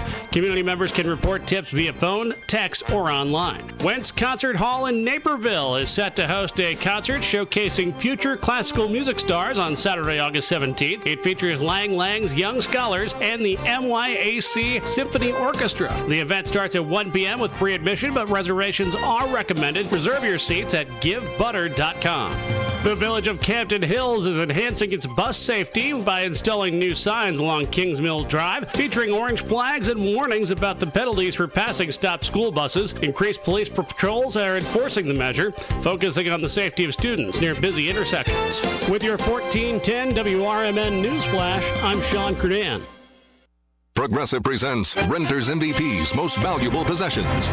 Today's MVP, Tom Kelly's carbon fiber mountain bike. Because more than riding his carbon fiber mountain bike, Tom loves telling people about his carbon fiber mountain bike. Friends, family, even a local barista knows about his carbon fiber mountain bike. And that's why Tom's carbon fiber mountain bike, if you haven't heard about it, is today's MVP. Keep your most valuable possessions protected by bundling your renters and auto insurance with Progressive. Progressive Casualty Insurance Company affiliates and other insurers not available in all states. This year, Dell Technologies Back to School event is delivering impressive tech with an inspiring purpose. Learn how Dell is helping Computer Aid, whose work is helping solar community hubs with tech and AI literacy skills to empower remote, displaced, or disconnected communities around the world. Help Dell make a difference and shop AI-ready PCs powered by Snapdragon X Series processors at Dell.com/deals. That's Dell.com/. Progressive presents the Sports Flash on News Talk Radio 1410 WRMN. It's got a chance! It is gone! Guardians Radio 9-8, the win over the Cubs in Cleveland. Josh Naylor drove in Jose Ramirez with the go-ahead run in the 8th. Deep right! Gone! Brooks Baldwin, a 3-run homer! The action on White Sox Radio. 12-2 the win over the Yankees. Grady Sizemore gets his first win as skipper. The White Sox set season highs for runs and hits. They had 18. Gavin Sheets matched a career best with 4 hits and drove in 4 runs. Corey Lee and Brooks Baldwin homered, and the White Sox knocked off one of the top teams in the league after losing 24 of their previous 25 games. Bundle auto and home, renters or condo, and save with Progressive. I'm Chuck Sanders on News Talk Radio 1410 WRMN. eBay Motors is here for the ride. 120,000 miles of night drives, daily commutes, and who knows how many. Are we there yet? Through countless fixes, elbow grease, and a new radiator, you kept your ride alive. With eBay Motors, you have over 122 million parts to keep it running. And with eBay Guaranteed Fit, they'll be the perfect fit every Summer Lake House offers the ultimate waterfront family dining experience, complete with rustic summer-inspired decor and a menu that highlights simple, handcrafted dishes prepared with locally sourced ingredients.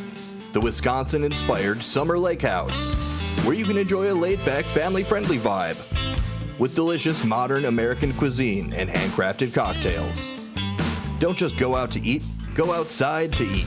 Summer Lake House on Lake Delton.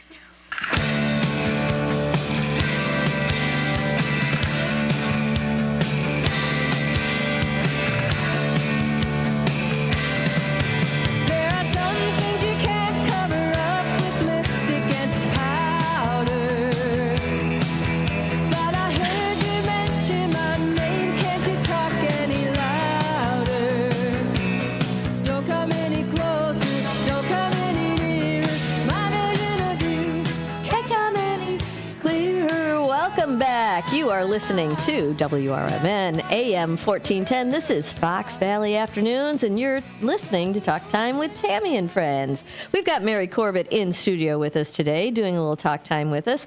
And then with the additional girl talk, we've got Nancy French. You can see her you can hear her piping in, but you can also see her if you have your YouTube TV, YouTube WRMN radio up and on the screen. And you can also like us and hit that bell on there, and then you'll follow us, and then you'll get all the kind of news that we have to offer you on YouTube.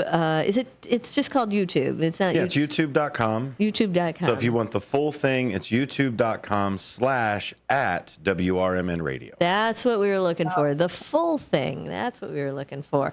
Okay, and we had the yesterday's show. Somebody was looking for that, but it's going to be easier to find today. Yes, it should be easier to find. And then I think starting next week, your show will also be podcasted. Okay. As well. Both hours out there, ready to go, and that will be available on Apple, Spotify, and any other favorite podcasting platform that people enjoy. Fantastic. Fabulous news. So there's no reason to ever miss us. You can't ever miss us. That's right.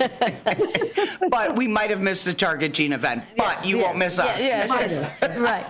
We might have missed that one, but we're on top of almost everything else. Almost everything else that we've got going on. Almost. Let's see. We've got, I got to put on my specs because I can't see. We've got, we're going to do another clip now from News Nation.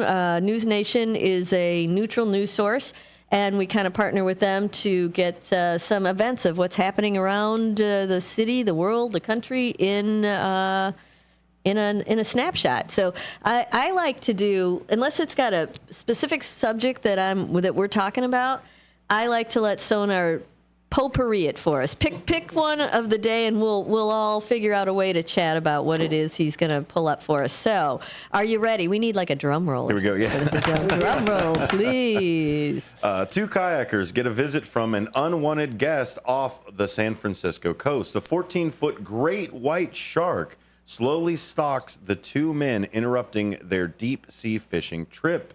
Kayaker Ian Walters captured video of the great white as it circled the men. I moved my kayak in to kind of seem bigger as 2 kayaks, and then we watched it circle around and then follow my kayak for a few minutes after that, and we kind of led it towards some seals, and it eventually just kind of calmly went out of sight.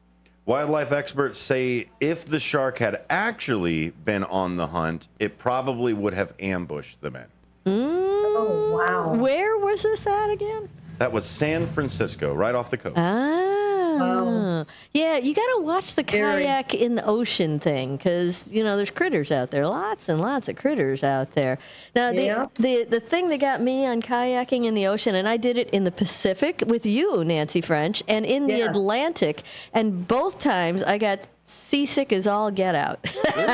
I was worse in the Pacific though, Nancy, and the Atlantic because I took we went kayaking through caves on the Celtic Sea. This was This was in June for Taylor's birthday. Oh, that sounds. It was super cool, but I was a little green, like I was a lot of green. I ended up walking home from that one too. Oh, that's right. We had to drop you off. I forgot about that. You didn't drop me off. I swam to shore. We went in Hawaii, Nancy and I did. I swam to shore.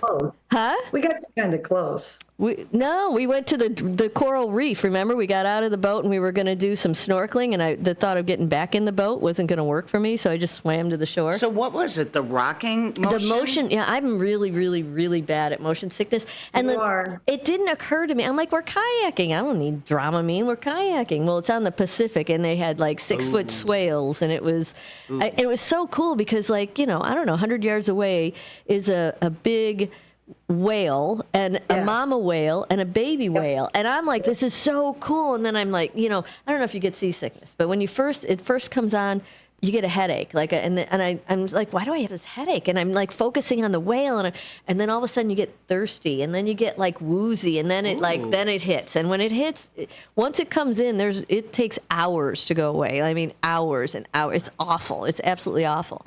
So I took the Dramamine. What happened at that one was I ended up just swimming to shore because I just am not going back in that kayak. You could figure out one of Nancy's nephew was with me, and he's a big, strong boy. It was a double kayak. He was happy to do it by himself on the way back.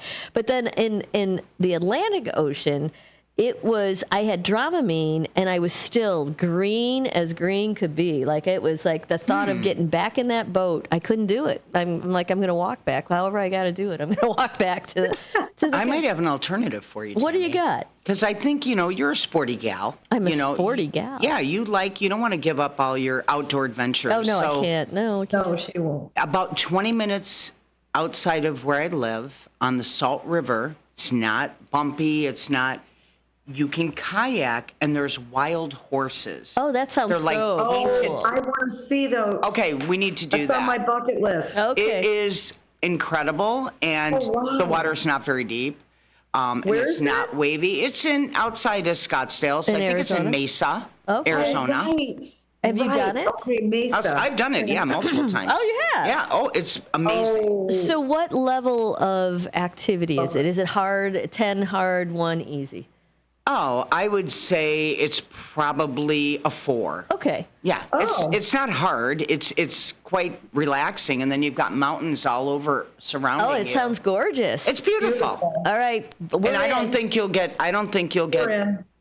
seasick. Yeah. Well, yeah. Well, oceans are a little bit different. Exactly. I mean, we went out that morning. This was in June, a couple months ago. We went out, and it was 4-foot swales when we started, and about 7 or 8 when they came back. And I was like, I don't like that. I'm like, I'm not doing it. I'm not doing it. Yeah, I'm not. I don't think I could do that. No, I don't know. They loved it, man. Kevin and Taylor, and we all went. The whole family went. And I don't like the scary 4-foot swells. Yeah, well, 4-foot swells they were saying was calm that day. Like we went out, and they're like 4 foot was calm, but by the time we came back in, it was worse. Like, and I was, I Let's do a nice, relaxing. In a kayak, Tammy? In a kayak, yeah, double kayaks and single kayaks, yeah. And because you're sticking close to the cliffs and you're going in the caves. There's all these caves around there. Yeah. So we're kayaking through all these caves and in stuff. Ireland. In Ireland. Mm-hmm. That's really cool. It was. That is cool though. Except for the seasickness. But otherwise, the nausea, the headache. Yeah, all that stuff. But the good news is my family had a blast. It was Taylor's birthday, so she had. That's fun. Yeah, perfect. And she picked it out. So I don't know if you can see out the window. There's somebody in there. There. That's for you. Oh, goodness gracious. Ooh, we have some joggers running by the studio right now, but they're they're scantily clothed, so that's what we were looking at. Tammy, talking about those whales that we kayaked by. Yes. In Maui. Yeah. They were what, 20, maybe 50, I'd say 50 yards, maybe. From us? Yeah. And yeah. if they wanted to, that we would have been. Well, they could have, but the mom. It was the they baby. were so close. Yeah. It was beautiful, but at the same time, you think frightening. This tiny little boat that, I don't know. It was wild. Well, that's kind of why I think they kept us 50 yards from them because, didn't want to. That doesn't seem like much. No, I mean, they were right there. You could see them. They were clear. Looking back on it. Well, I'm glad you guys are safe. That would have been a drag. It's your that vacation. That would have been a drag. Mary, did you just say that would have been a drag? Total drag. Total drag. Total whale drag. Yeah. In the boat. Away we go with the whale. Okay. Yeah. So that was our News Nation clip of the day. That was interesting, though, that they've got. Yeah. That is because probably, don't you think, because the water's getting warmer and the global warming and the whales are looking for food elsewhere? I heard. Yeah, I mean, isn't that what they're talking about on this one? Well, I'm glad those gentlemen were okay because, that could have been a drag, Nancy. A drag. Right. It could have been a real bummer. A real bummer. All right. So I think what we've got, I've got one little article I want to kind of bring for you. We got another minute and a half or something like that. I'm going to go through this real quick. This is, there was out here at Woodfield Mall, which is in Schaumburg. There was when I believe I was in Nashville when this happened. There was a crime where a jewelry heist took place, and I was like, "Wait a minute, what happened?" It's Asma Anwar and Shahzad Malik are still searching for answers about last week's overnight burglary of more than $1 million of merchandise from their Woodfield Mall jewelry store, as well as the future of the 13-year-old business they built together.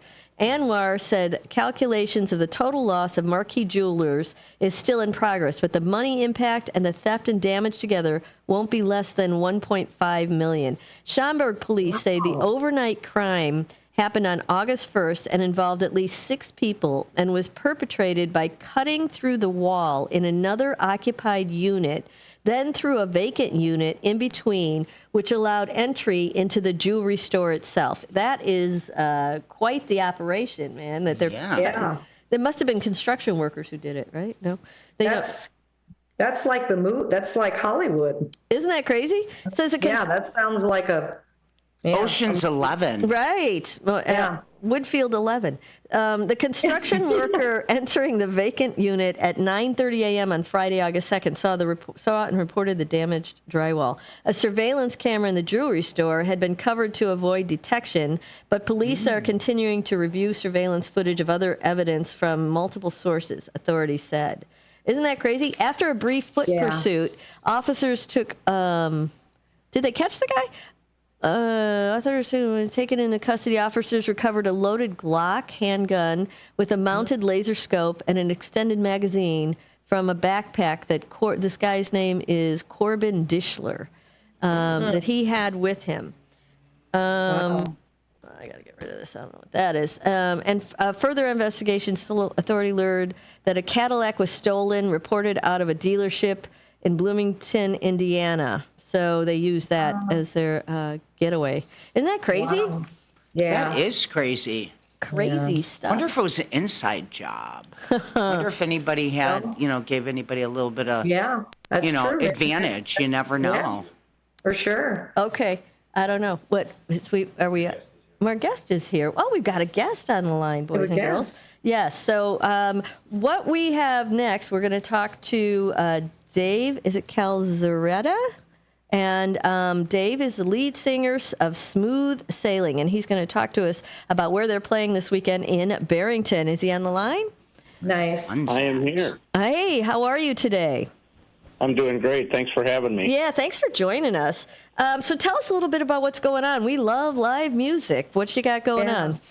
We do. Absolutely. No, we're very much looking forward to this. So it is a yacht rock concert. The band is Maggie Speaks, and when we do yacht rock, we call the show Smooth Sailing. And so it's going to be in Barrington, Illinois, and it's at the Metro station at the train depot over at 201 Spring Street. And you drive up in your car, so it's kind of like an old drive-in movie, except the band is doing a full-on concert instead of watching, Beach Blanket Bingo or whatever people used to watch, when they were. Oh, that's cool. So you stay in your car then and watch it?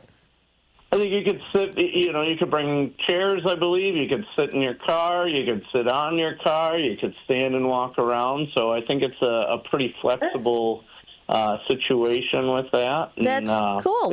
What time does that start at? Starts at 7 o'clock, and it's a 2-hour show. So it's going to feature all your yacht rock favorites from Hall & Oates and Steely Dan, the Doobie Brothers, Michael McDonald era, Kenny Loggins, Boss Skaggs, and lots of fun and smooth music. So that sounds great. And so is there? So this is at the Barrington train station at the depot, right out in the commuter lot. Yep. Awesome. And that is going to be tickets. Is it free, or you have to get tickets, or how does that work? Yeah, let me look that up for you. I think this is sponsored. I just play the music, and I worry. I let them. I got you. Well, let me see. Here I am. Let's see. I'm reading a little bit while you're reading a little bit. We'll find out together. Is this sponsored by Bender Dental? Cars it says maximum 6 people per car, 35 per car, $5 if you walk in. Bring your own chairs, small tables, food and drinks. No wood or charcoal fire pits allowed. That sounds pretty cool. That sounds. Yeah, so it's kind of a Ravinia in a parking lot. We won't light any candles. Last time we went to Ravinia, we almost set the place on fire, but we won't do that. We promise we won't do that. I don't want to do that. We promise we won't do that to you. And so it's one band then tonight. Are they going to do this more than once, or this is like a one-shot deal?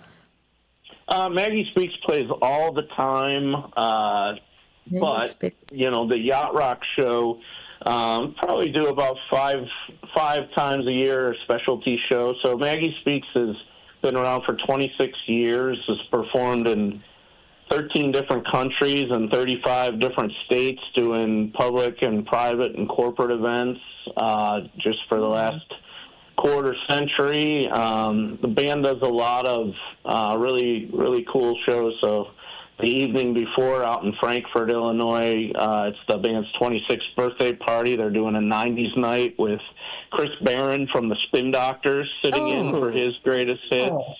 And then the following night, the band's doing the grand opening of the Grove in Bourbonnais, Illinois, with Jay DeMarcus and Joe Don Rooney of Rascal Flatts sitting in. Oh, Get fun! Who in the Gang, Randall Hall of Leonard Skinner, formerly of Leonard Skinner, and Kevin Chalfant, that performed as a singer with Journey and The Storm. So, band does a lot of really high-profile events.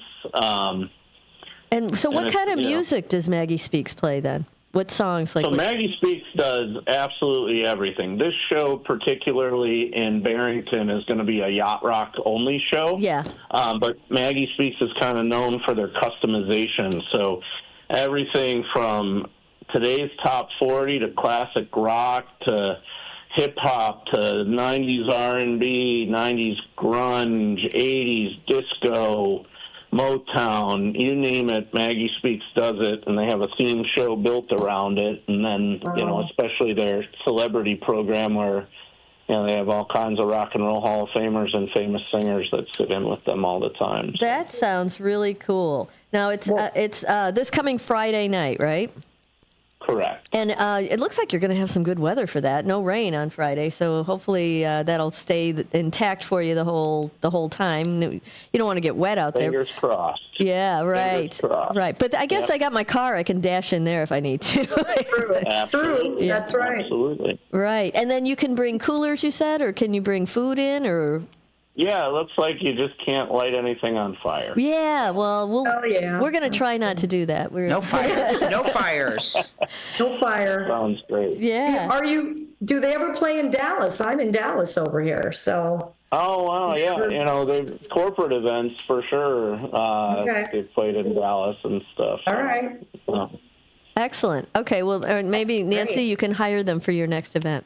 I'd love to. Wish I could. Yeah, I know. Yeah. Sounds pretty cool. Well, we would love that. Well, we wish And you. you can check out the band at maggiespeaks.com, and you can look on all the socials on Facebook and Instagram. And, we'd love to see everybody out for the show. And if you can't make that one, there's plenty of other ones. Right.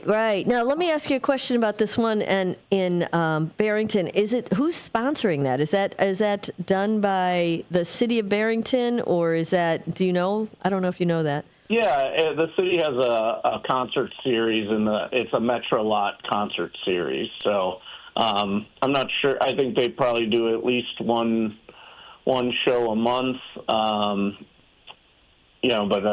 I just know when we're playing. So yeah, right. I gotcha. Multiple shows throughout the summer, though. Yeah, that sounds fun. That sounds awfully fun. We look forward to it. And the website they can look you up at, is it? Do you have a website? Maggiespeaks.com. So just think about the little baby from The Simpsons that never talks. Yeah. Oh, is that what this is? Oh, I got it. Okay. I thought it was maybe a Rod Stewart, Maggie May, and we're going to shut her up or something. I don't know what that was. No, that's what you get when you name your. It's what you get when you name your band when you're 24 years old in 1998. Yeah, that's funny. Well, it's stuck. I mean, you said you've heard of them before. Maybe. I have. When you mentioned, I've heard of them. And then when you had said 13 different countries and like 33 states or something, I have heard of them. It's pretty impressive lineup that you have going on for Friday. Yeah. It really I'm going to try and pop by there, and I won't bring any matches or lighter or anything. No. I will keep that at home. Yeah, we're not allowed. We're not allowed. All right. No fire for you.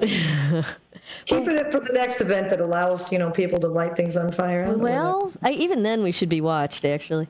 So, well, listen, we appreciate you calling in and taking a few minutes to let people know about it. We will definitely try and stop by and have a peek at it because it sounds like a really fun event.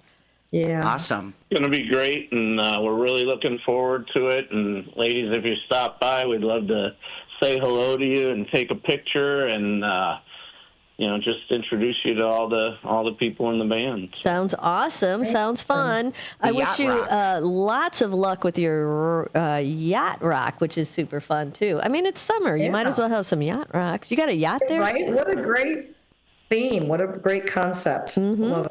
Love it. Love it. We'll definitely look for you, and there will be no rain, Dave. So we're excited. We're holding out for that. Glad you warded it off. Yes. We're going to do a little dance. The verbal rain dance. Yeah, just putting it out in the universe, man. Putting it in the universe. All right. Well, we appreciate you calling in. Thanks for doing that, and wish you much luck with that event. Hope it goes well.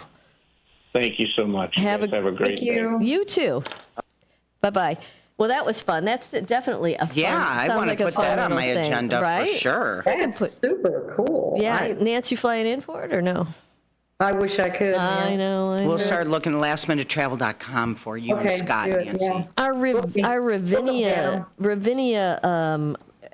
well, I don't know what you want to call it, man. Was it Sheryl Crow? It was an excursion, all right. We went to, I think it was Sheryl Crow, wasn't it, Nancy? I don't know if it was Sheryl Crow. I don't remember Sheryl Crow. I don't remember if it was Sheryl Crow or it was Matchbox 20. I don't know. Matchbox 20. It might have been. And we set up this lovely little table, and we had. I probably have a picture. Candles and. You can bring tables out to Ravinia. You sit in the grass and you put you do a little table. That's so fun. Yeah. What do you call it? A tablecloth and blah, blah, blah. And we set these candles up and we have our little food there. And then we're like, well, let's go for a walk around. Let's go to the stage. Oh, I want to go see him. We leave. We go to the stage. Squirrel is exactly right. Yeah, it's a squirrel time. It was bad. We go to the stage. We're gone for I don't know how long, forever. Who knows? We come back, and the guys that fire department's there sitting next to us had our tablecloth caught on fire from the candles that we left burning as we walked away. Yeah, and the guys next to us doused it out with their beers.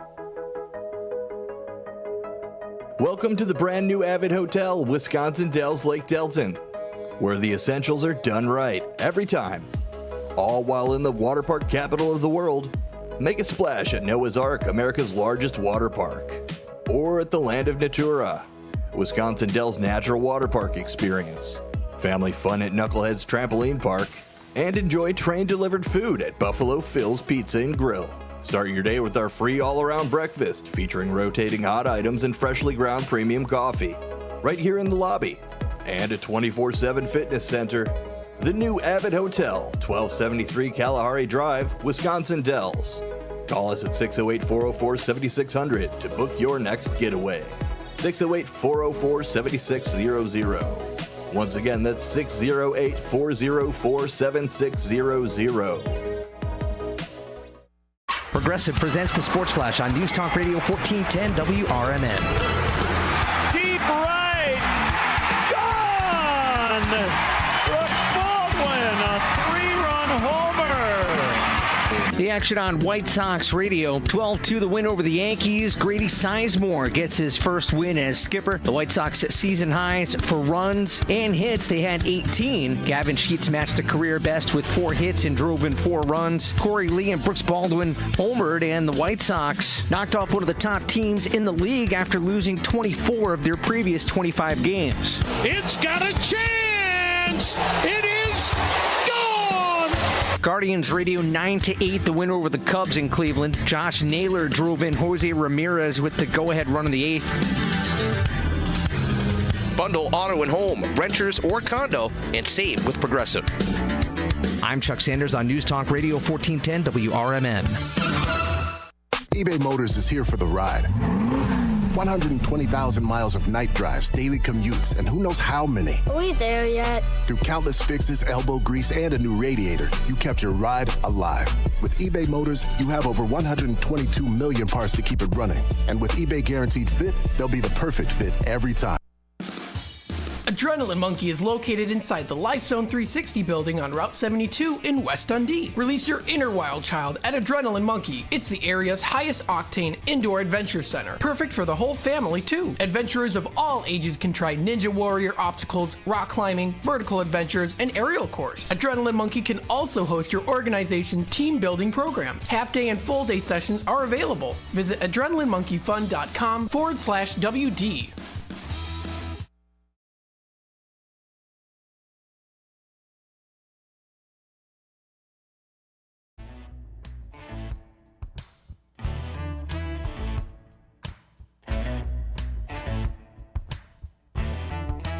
Are you frustrated with the way our world is becoming? Do you want to make a difference right here in your own community? Come to the next Elgin Township Republican meeting and be a part of the change you want to see. They are committed to making our community stronger, safer, and more prosperous. Whether it's through grassroots efforts, community service, or local advocacy, your voice matters. Help build a brighter future for Elgin Township. Get involved today. Visit elgingop.org and find out how you can help make a difference. Elgin Township Republicans, your community, your voice, your future. Meetings take place on the 4th Tuesday of every month at the Elgin Township Building, 729 South McLean Boulevard at 6:30 p.m. Hope to see you there. Let's build a better tomorrow together.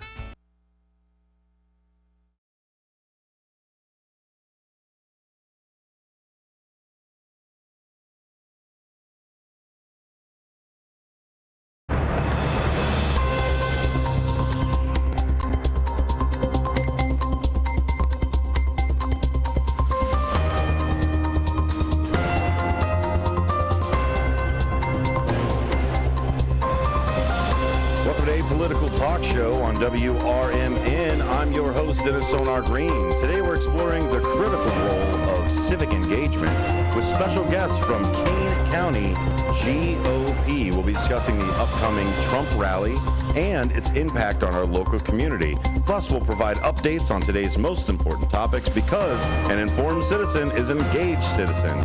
Stay tuned for a lively, informative discussion. For more insights and updates, check out WRMN's social media pages or search for Apolitical Talk Show. Let's get ready and let's dive in to the news.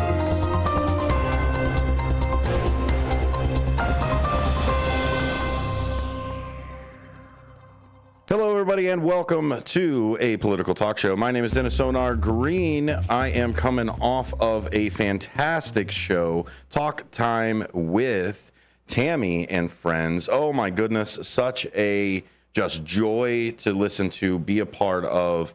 Please, please, please listen to them. If you're watching on the YouTube side, this video that you're watching right now that's live streaming, go all the way back to the beginning of it, and that will be the start of that show. We're hoping to get that podcasted next week as well, where you'll be able to search on Spotify, Apple, iTunes, and everything like that. WRMN's very own Talk Time with Tammy and Friends. So like I said, today we've got a jam-packed show full of opinions and full of facts and full of just multiple voices, exactly the way that we love it over here. News does not live in a vacuum. We have lots and lots of different news stories that are attached to those news stories or any of the other things that are around. So let's get into it. When we get in later on at the bottom of the hour, we will have, let's see here. I've got Andrew Lorario here, Kane County GOP chairman, is going to come on to the station and talk about the Trump rally that is happening over at the Harris County Fairgrounds. That's happening this weekend. And we're going to get a little bit into, I think he wants to talk a little bit of immigration with us as well. And then mostly I want to get in because he is a party leader. So he decided one day, look, I want to get involved. I want to be a part of it. So what we're going to do is we're going to talk a little bit about civic engagement. What is it? What are things that we can do outside of just doing the voting aspect of it? If you're new to A Political Talk Show, if you're new to my style over here, we try to deliver a non-biased political forum. Now, the people on it are going to be biased. I try as hard as I can to not be biased, but you know we all are. So we try to mitigate a little bit of that. But at the end of the day, you can call in the second hour, so save all your questions for that, and then we'll jump into the entire discussion for the 5 o'clock hour. That's where we move everything to there.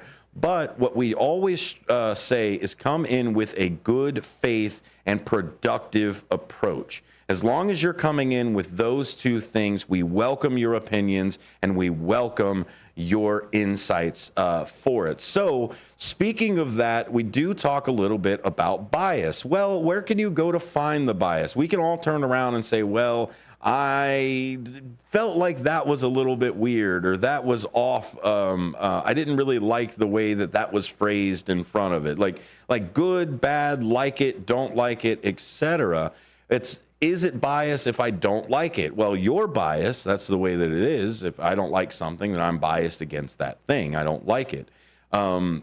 But is the thing itself biased? So that's where we kind of break it down for the news. And even for what we do here, every time, or at least as many times as I possibly can, I will make sure that I give you the bias grade, almost like the nutritional facts of the article that we're going to talk about. So one of the articles that I do want to talk about kind of puts this into perspective is what is a left or right bias, or what is our perceived bias if we perceive one side or the other is bias that's there. So there's a news article that just dropped. I'm grabbing it right now.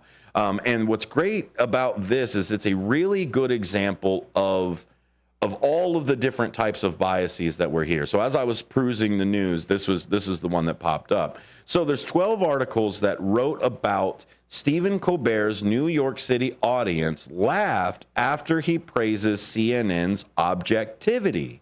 So already Stephen Colbert thinks that CNN is objective in that side. That's his opinion as it goes with it. Now, what is the grade for it? What is there? There's entire media companies that are in that.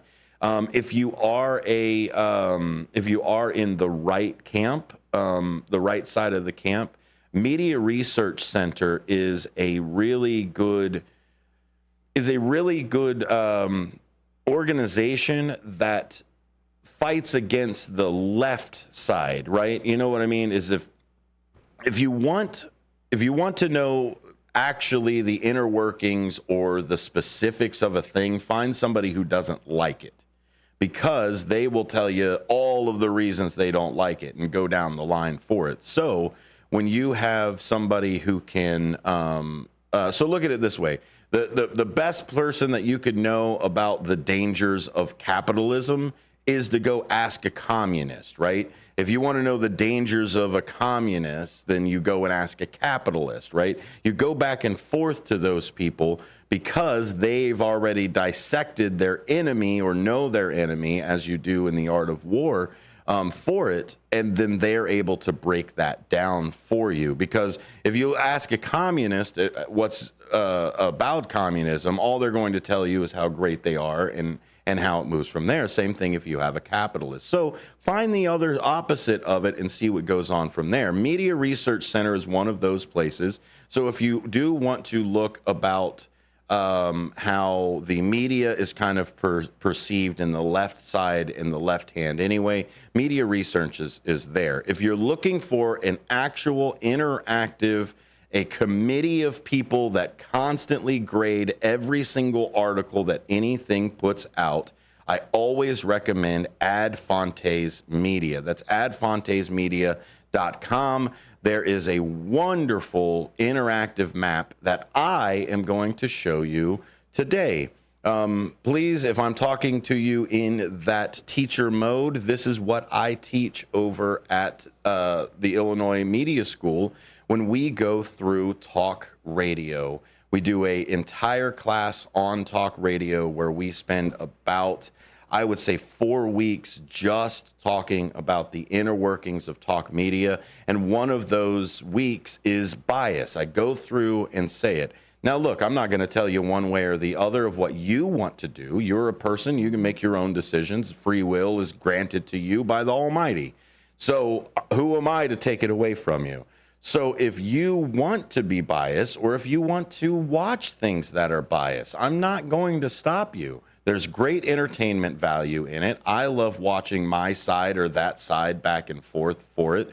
The thing is that just know that it's biased. Don't turn around and say that, like, oh, what I watch is unbiased. No, you know if it's biased or if it's not. And if you don't, Ad Fontes Media will help you out. So back to our article. Stephen Colbert's New York City audience laughs after he praises CNN's objectivity. So here's what I'm going to do. I'm going to pull up our handy-dandy screen. So our handy-dandy screen right here shows actually Ground News. Ground.news is a really good news aggregate because what they do is they take those headlines. So right here, Stephen Colbert's New York City audience laughs after he praises CNN's objectivity. That headline right there is written by 12 different articles. There's articles from Fox News, Newsbusters, the Western Journal, the Post Millennial, et cetera, et cetera, et cetera. Even Breitbart got in on the laughs.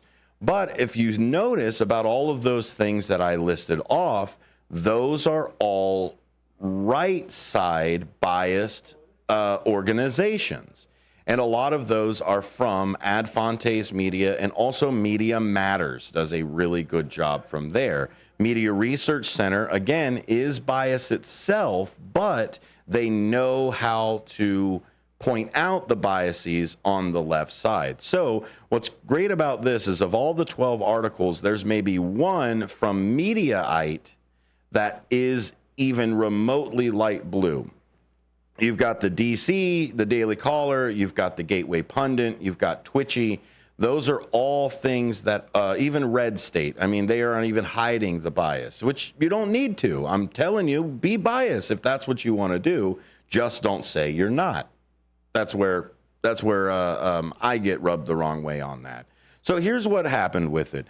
Audience members of the Late Show with Stephen Colbert laughed after Colbert praised CNN as an objective news outlet, prompting CNN anchor Caitlin Collins to ask if that was supposed to be a laugh line. So he essentially said, "Oh, thank you, Caitlin, for being on here. CNN is obviously an objective news outlet. And then everybody laughed because as far as I knew, even when I was growing up, of course, my dad still called it the Clinton News Network, right? Back to it. And I see where CNN is trying to pull the other direction or pull to the center, but there's only a few places out there, which is why we lean heavily on The Hill. We lean heavily on News Nation because they strive the same way that we do to be down that middle. Now, are we going to step on one side or the other or be biased for one thing or the other? Yes. I give out the example of I don't like olives. So if I'm going to sit here and do an entire segment about how olives are destroying America, then you could probably grade me as being biased towards those olives. So Colbert confirmed it was not intended as a joke, saying, I know you guys are objective over there and that you just report the news as it is. So here's what we're going to do. We're going to go look at the report card of CNN. Now, Stephen Colbert says they are objective. CNN tries to be centered. Let's see what their actual grade is. So we pull up Ad Fontes as it goes. Again, adfontesmedia.com. You can see the interactive map. Over here on the search, we have pulled up the CNN website. Now, those of you on the YouTube side are obviously looking right away at which side of the chart that this goes. Now, I know it's radio, so it's a little bit harder to describe a visual and have the charts that are there, but please stay with us a little bit. We're just going to walk through it. So if you look at this chart, we've got up and down is more reliable and less reliable. And that is based off of the factuality, not necessarily the bias, but are the facts there, first off? And if there are any mistruths, or as Kellyanne Conway calls it, alternate facts, how quickly do they change those facts? So if I put something out that's bad or is or misinformation, I guess is the buzzword that is out there, how fast do I send out a correction? You get more points on that side. And if you notice, there are a bunch of little dots that are all around. Each one of these dots is a single article or a single video that is graded right there for that thing. They don't turn around and just read a whole bunch of CNN stuff and go, boom, that's what it is, we're done. They grade each one as it's put out. So as a news organization starts to go to one side or the other, you will actually start to see it drift from one side or the other. Perfect example, if anybody knows Straight Arrow News, SAN, was a center of the road right down the middle. It was the only one I could find with a perfect zero balance right on the money. Over the last few weeks, they've actually hit maybe 0.3 points over to the right. So it's hard to maintain that balance, especially if you are striving to do it. It's even harder to maintain that balance when you are on a network that is already one side or the other. So yes, CNN is starting to have more and more of those higher factuality and more centered reporting, but it is obvious that it is still on the left. So if you look at the entire organization itself, the reliability chart, 40 and above is high factuality. Anything below 40 on the chart is in that mixed factuality. And then there's even further down where it is just low factuality. They don't want to call you liars. They just say you have low facts, which, okay, I don't know when we stopped being mean to liars. So either way, and you can see some of this goes all the way up to a good 55, 56 points. and then centered bias right down the middle. But then you get every once in a while this 20 out of it, right? It's already below there, and also have that huge negative 24 bias. So the way that Ad Fontes does it is 0 is balanced, negatives are the left side, because if you look at a number chart, you're going to the left, it goes negative, right? Go to the right, goes positive. It's not because they're like, oh, it's negative Democrats. It's okay. I argue any bias is negative to some connotation, but what we've got there is we've got that negative 24 for this single article. This is the article that came out in 22 for politics, Joe Biden voter polls for the press conference. That was the first of the year in 22. So they hold on to these articles for a good 2 or 3 years to make sure that you can't just shift your bias back and forth as it goes. I highly recommend Ad Fontes Media for those of you that want to know the nutritional facts of the things that you are talking about. So let's take it back to that same article. So why would Stephen Colbert think that it is objective, while the audience thinks that they are obviously subjective? And then Ad Fontes says, well, it's kind of in the middle, kind of blue as it goes, but they don't really have any right bias in there. They're still reasonable high factuality. I wouldn't say the highest factuality. It depends on the article.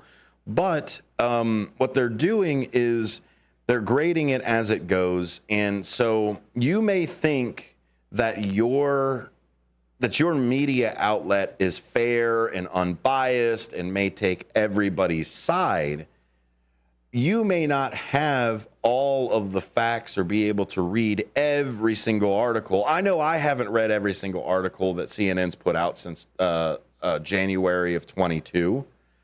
Ad Fontes has, and they grade it as it comes out for an entire aggregate as it moves.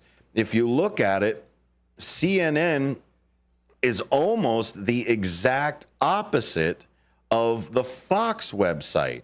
So if I was to go into, let's get into our Fox here, Fox News website. So here's the Fox News website here. And as you can see, now as you can see, it is almost the other opposite side. Fox News comes in at actually a 35% reliability, and their bias is actually not as far as CNN is. Their bias here on Fox is a flat 1158, and then CNN, let's pull it up again. CNN comes in at a, drum roll please, comes in at a 6.58. So it is there. It is starting to move towards the center. Now, for me to turn around and say that they are objective in a just broad sense, no. It's obvious. It's obvious to the crowd. It's obvious to Ad Fontes. It's obvious to anybody who's ever picked up an article for CNN or read more than one or two of them.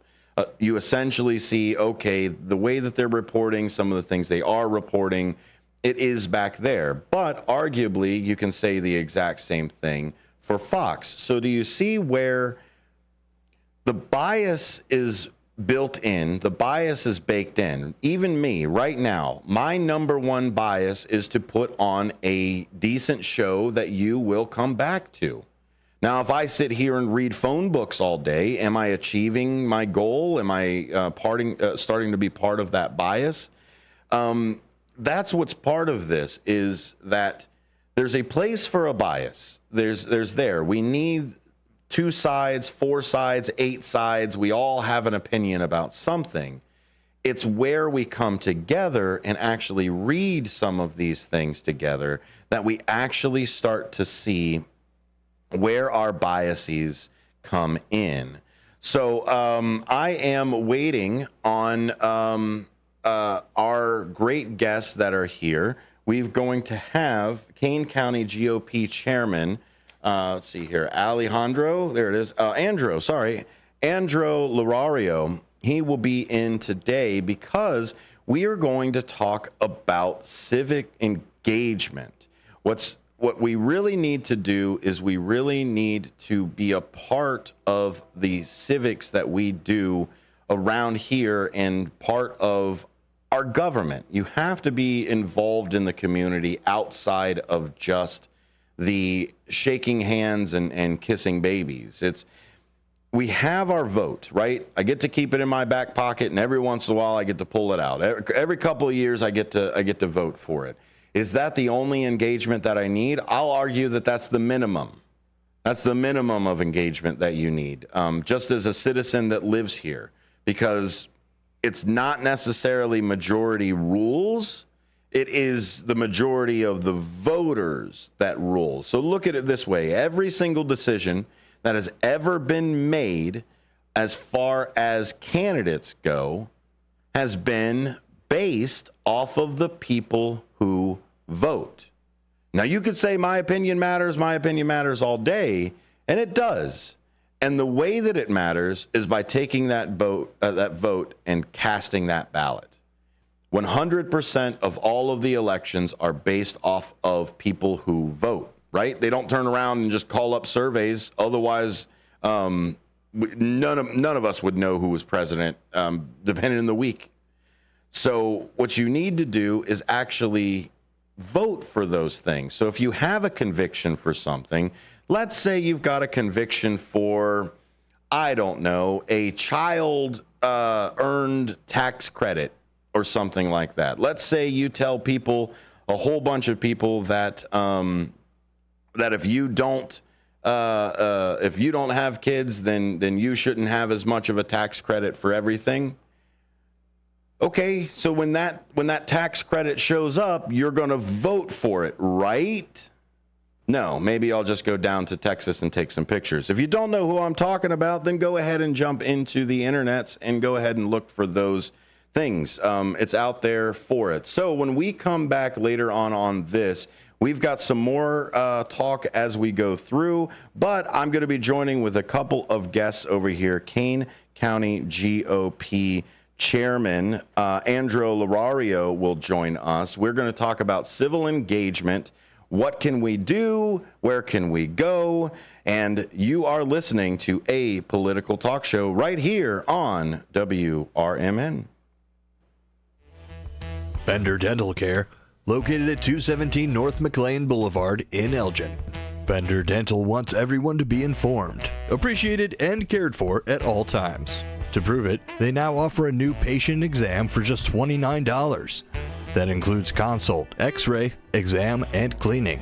Let Bender Dental help you have healthy teeth and gums for a lifetime. Located at 217 North McLean Boulevard in Elgin. Visit BenderDentalCare.com. Beef Villa is a family-owned restaurant that has been in business for over 50 years. With homemade recipes made with quality ingredients, Beef Villa's great service and quality is served hot and fast. For the menu, catering locations, or for an application to join the Beef Villa team, visit BeefVilla.com. Saturdays mean cruise nights, weather permitting, on Spring Street in South Elgin. Visit BeefVilla.com. Summer Lake House offers the ultimate waterfront family dining experience, complete with rustic summer-inspired decor and a menu that highlights simple, handcrafted dishes prepared with locally sourced ingredients. The Wisconsin-inspired Summer Lake House, where you can enjoy a laid-back, family-friendly vibe with delicious modern American cuisine and handcrafted cocktails. Don't just go out to eat, go outside to eat. Summer Lake House on Lake Delton. If you are 50 years and older, you are welcome to join Elgin State Bank's sponsored movie days at Elgin Marcus Theater. It will always be on the second Thursday of each month. Doors open at 8:30 a.m. At 9 a.m., you will hear a very brief message from Sherry Aschenbrenner about upcoming senior events, and movies will begin at approximately 9:30 a.m. Coffee and a donut is complimentary. You can always call the movie theater hotline number of 847-888-7976 to find out what movies are playing each month. The cost is $3 if you are a member of Elgin State Bank, meaning you have an account there, and $5 if you are a non-member. And for more senior information, catch Sherry's Senior Showcase on the third Tuesday of every month at 9:15 a.m. right here on WRMN, AM 1410 and 96.7 FM.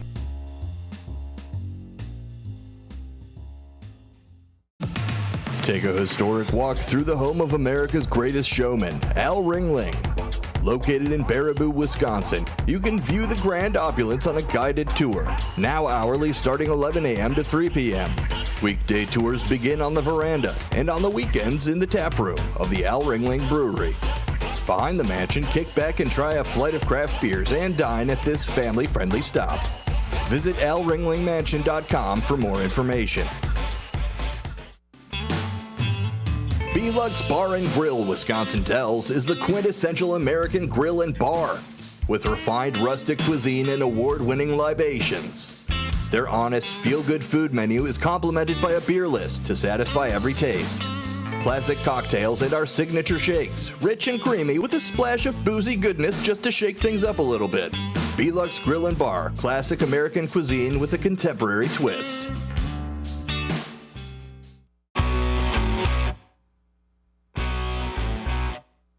Join the Boomers August 18th at 1 p.m. versus the Joliet Slammers for a Coco Melon meet and greet. Come out and meet JJ from Coco Melon. A special ticket package is available and will guarantee your spot to meet JJ from Coco Melon. Presented by Waterville Advisors. There's also pre-game catch on the field and post-game autographs. Presented by Wintrust.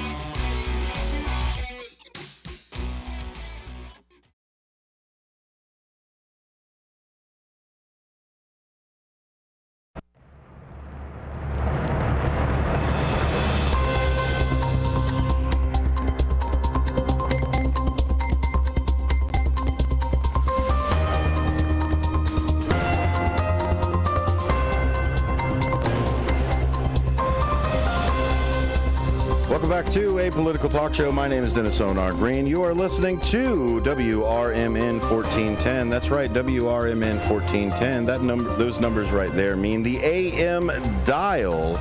So those of you that want to be on the radio, that is the place to listen.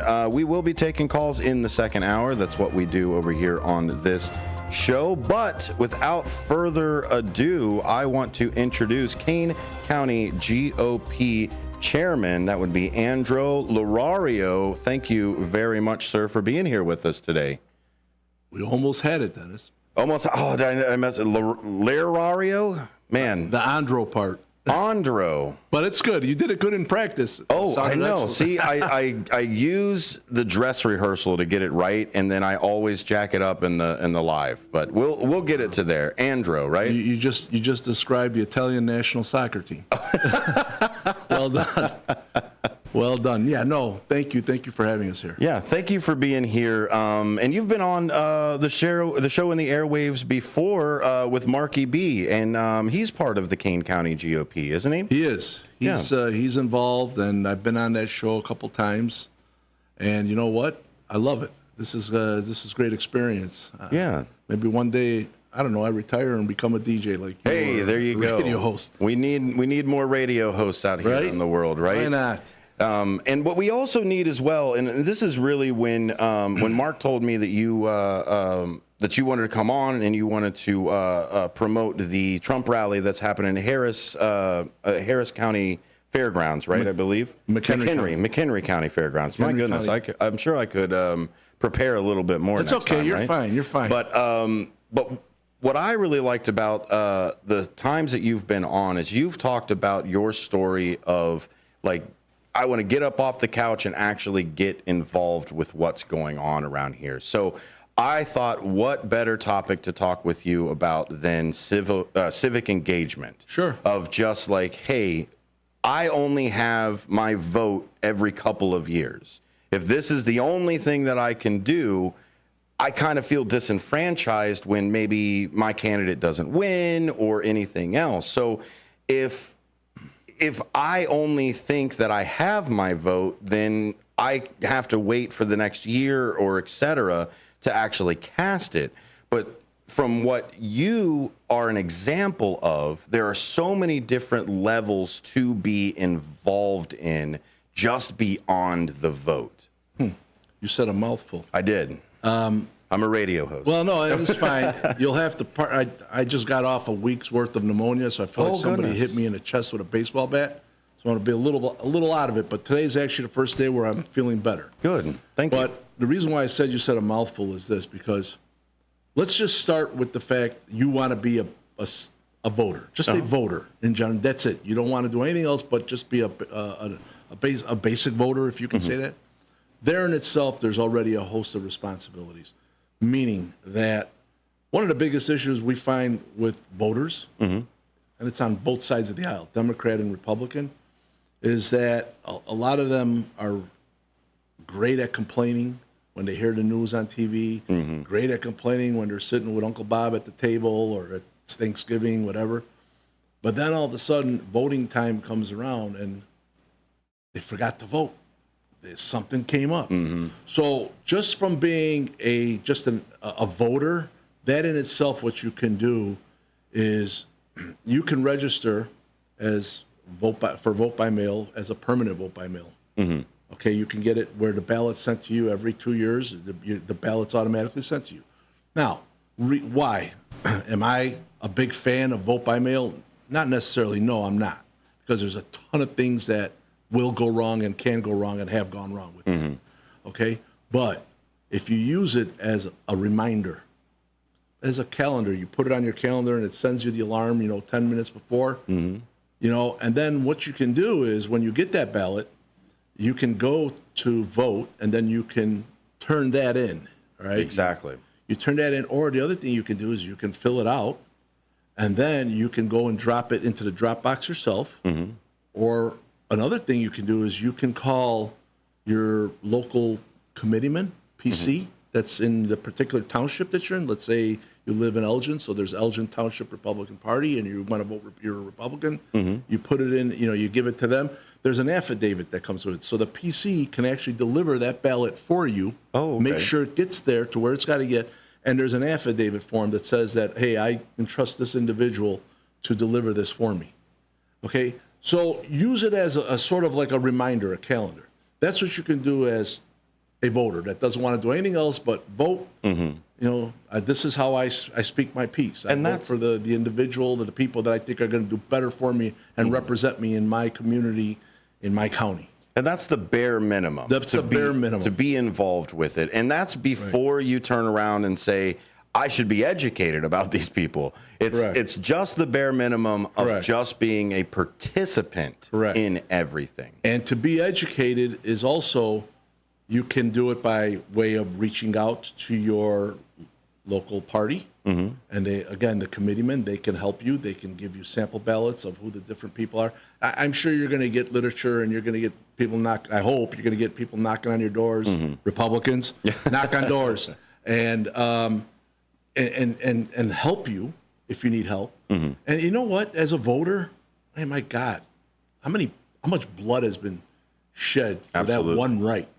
Okay, as a voter, educate yourself. Don't just go out and vote because I'm a Republican and I'm only going to vote Republican. I dare not vote for this Democrat, or I'm a Democrat and I'll never vote for Republican. That's just a old dumb way of thinking. Yeah, whatever your dad was before, you know what I mean? I'm a Republican because my dad was a Republican, or I'm a Democrat because my mom told me once that I voted for this person. I mean, I'll give you an example.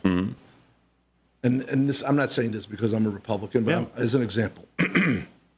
Right now, if I'm a Democrat in Kane County and I'm looking at what's going on in my expenses, grocery, fuel, and fuel's going to get even worse.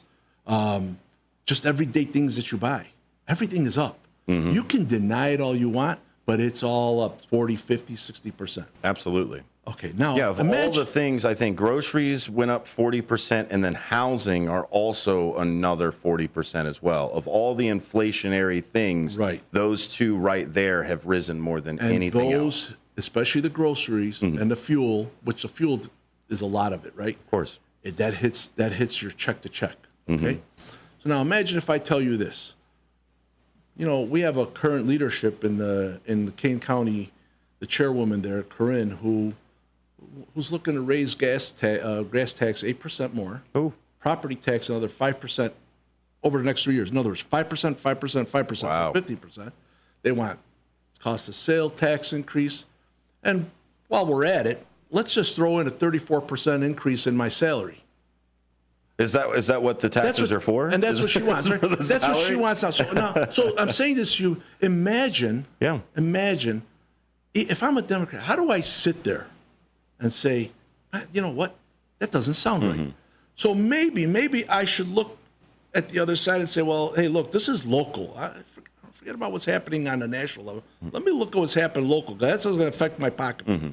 And I'm saying that both sides should do this, okay? Yeah. If you got a Republican leadership that's doing the thinking and acting the same foolish way, that's not looking out for their community, then they should be looking somewhere else. I'm not gonna get offended.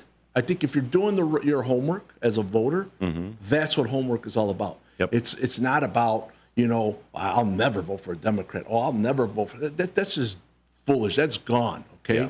Look at what is going to be best for you, for your neighbors, for your family that lives in the community, for Kane County. Okay, and that's the work of the voter. Now, if you want to really get into the trenches, so that was level one, right? That's level one. That's the easy stuff. Now let me tell you the stuff that keeps you awake at night. Okay, let's go. All right. If you were to honestly, if you want to get involved and you really want to learn, you start off with contact your local township party, whatever party you lean towards, and talk to somebody there, whether it's the chair, the vice chair, the secretary, whatever it is, one of the PCs. You can actually start even by looking within your precinct and see if there's a local precinct committeeman there already assigned to that was elected, or maybe not elected because nobody ran for it, but then got appointed through the township itself. And reach out to them. If you can't get a hold of them, you're more than welcome to contact us at kanegop.org, and we'll get contact for you. And then talk to them. Go to a meeting and see, what does a committeeman do? Okay, what exactly is their responsibility? And then you'll start to learn that what we do is we are the foot soldiers. We're the workers. We're the worker bees. The PCs are the ones that are out there. They're the ones knocking on doors. They're the ones helping candidates to get known. We're the ones putting the signs out. When you start to see all the signs everywhere. So the level 2s educate the level 1s. Correct. Where you go out and you say, look, hey, level 1, you're going to be involved. If you're going to participate, here's some education for everything. Exactly. Because if you're not, if I don't know about a certain, let's say, I hate to put people as products as there, but if I don't know that there is a certain spice that I'm allergic to in a meal, then if I take it and go and think that this is the way that I'm going to go, there may be that poison pill that's in there and have absolutely no idea because I wasn't involved enough to actually look at the menu itself. That's exactly it. That individual is going to tell you what we do. How do we get? I mean, you're smart enough to know that those signs just didn't magically appear, right? That's true. Yeah, they don't grow. They don't just water. They don't just grow, right? It's us. When I got involved in Campton Township, I was getting my butt beat by a 80-year-old man, Dick Johansson. This guy had me out at 11:30 at night, going putting signs up. Wow. And then he'd yell at me if I put the sign the wrong way. It wasn't faced the right way and everything else. But I mean, it was hilarious. But we did it, and so we're the ones. When you get the bags on your door and with all the literature in there, that's us. That's the PCs doing that work. The phone calls, the knocking on doors. Hey, we see that you typically vote Republican. We want you to know that we're here to help. Do you have any questions? Do you need anything that regarding the candidates? Any information? And they'll have that information on the candidates, because what happens is, a lot of the candidates, once they get in and they go through the primaries and all that, they visit all the different townships. Okay. And the GOP, and they come and they speak and they tell us who they are, what they're about, what they want to accomplish for the community. So we get to know them. And then a lot of the PCs become part of their campaign teams. So we know firsthand what a lot of them are about. And so we can educate you to go out and do the same. Absolutely, because it's almost like an evolution, right? You start out as a concerned citizen. You say something's got to happen, or what is it? I'm mad as hell and I'm not going to take it anymore, right? I finally do that one, and then I jump right into, okay, I want to educate myself. That's my level 1. I'm going to be a voter. I'm going to be educated. I'm going to actually go out and vote, not just be a complainer. That's level 0. We can all be zeros all day, just complaining all day. But level 1 is vote and be involved.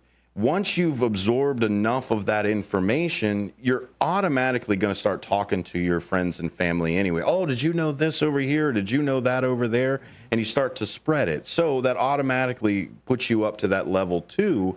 You just go to your party and say, hey, KaneGOP.org, where can I get involved as a person that wants to be a level 2 canvasser? Correct. What's after that? You've been a canvasser for a while. Is this where it splits between do I run or do I support? Is this where the split is?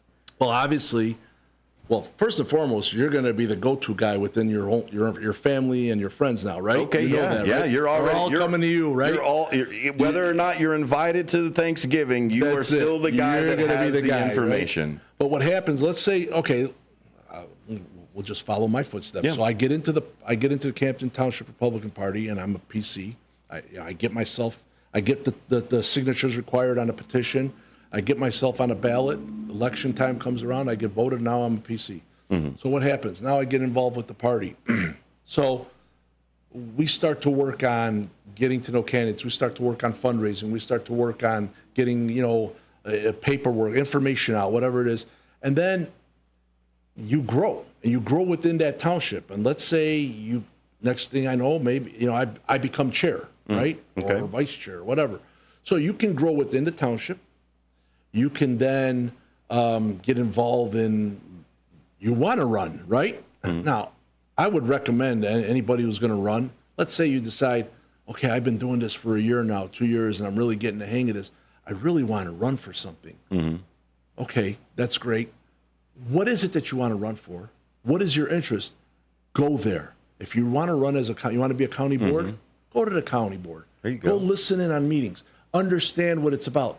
Don't just go to say, I just want to do this. I could do that job better than that guy. Right. You got to go there. You want to run for school board. You want to run for library board. Okay, there's a lot of stuff that people don't even think of. Regional school board, whatever, as far as coroner, state attorney, whatever township. You could be, trustees. Now it's show up, right? Show up. Understand it. Learn it. Don't just think, I'm going to run for this, and that's it. No. Well, I tell my students all the time, if you want to go work somewhere, go sweep the floor. Be involved with what's going on. Take that internship. That's right. And even with the civic-minded person, go and be part of the process or watch the process. Watch the sausage be made. Yes. And then now when you go, you know what, I can do that better, you know exactly where you can do that better. Oh, you know what, in this process right here, step number 5, this is where you guys keep dropping the ball. That's my specialty. And the reason why that's so important, I've seen people come in, step in and say, I'm going to run for this. And then they fail. I have no idea what the comptroller does. That's it. And they fail. And then they say, well, okay, I did this. Now I'm going to run for this. And they fail again. You start getting 1 or 2 hits against you, it doesn't look good, right? Yeah. So that's why I'm saying prepare yourself. Don't just, like me, I'm not going to run in and decide to run for president tomorrow or governor. I'm just not going to do it because I don't know enough about it, right? And I'd be foolish to think that I did. And you're wise enough to know that you don't have. So learn, and the way you learn is you get involved as a PC, then you work your way within your party, and you understand the processes, and then you know what? Hey, I'm interested in running for District 303 school board. I'm going to start going to some of the meetings. And I'm going to start seeing what's going on, what's bad, what's good, what can I fix, and what can I not break, right? Yeah. And so you learn it, and that's the way to do it. And so, oftentimes we get people that just walk up to us and they decide, we want to be candidates. And so somebody says to me, well, you're the chairman. Well, why didn't you talk them out of it? I said, it's not my job to talk people out of their God-given right to run for something. Okay? My job is, why do you want to do it? I want to do it because, I care. I want to give back to my community. Okay, fine. You just gave me the right answer. Okay? Now, tell me, what do you know about it? And you sit down, you have that conversation. But it's never my job to tell anybody, no, you're not the guy for this position. You're not the woman for this. I don't control that. I can give suggestions and say, hey, think about this, think about that. But ultimately, at the end of the day, if they want to run, I'm going to support them now. Now it's my job to support them and teach them and help them in any way that they can. And not just me. I mean myself, the rest of the GOP, the chairs from the different townships, the vice chairs, the people that are supposed to know, and anybody that's involved. And that's where the strength of the party affiliation comes in as well. So let's take it back to level ones, where they are the foundation, they are the surge, they are the red wave, they are the whatever phrasing that you want to put out there, they are the votes for the party as it goes. Where do rallies like the one that Trump is having in McHenry County Fairgrounds this weekend, Sunday, August 18th, where do rallies come into this? Okay, so first of all, let me clarify. It's not that Trump is having that, but it's a parading for Trump, which is we've had those over the last few years, and they've been pretty successful. Actually, the last one we had drew in over 10,000 people. Okay. But this is the Trump Now Save the American Dream rally. Correct. Yeah. And so if you look, it's based around the same principal idea. And actually, what's happened this time is what I said to I'm sure we're going to be talking to Tom is expand it. Yeah. Don't just get people in there for 2-3 hours or listen to people talk. Expand it, because that's who we are. Republicans, we walk around with smiles on our faces. We get some entertainment in there. Get some music in there. Get a bunch of food in there, and let people hang out and talk to each other. Because what it does is it gives an opportunity for candidates who are all going to be there, because we're going to have booths for them. Okay, like Kane GOP has a booth. I'm sure the McHenry GOP has a booth, and the candidates will hang out there, right? And then I tell the candidates, okay, now go out, go push, and talk to the public.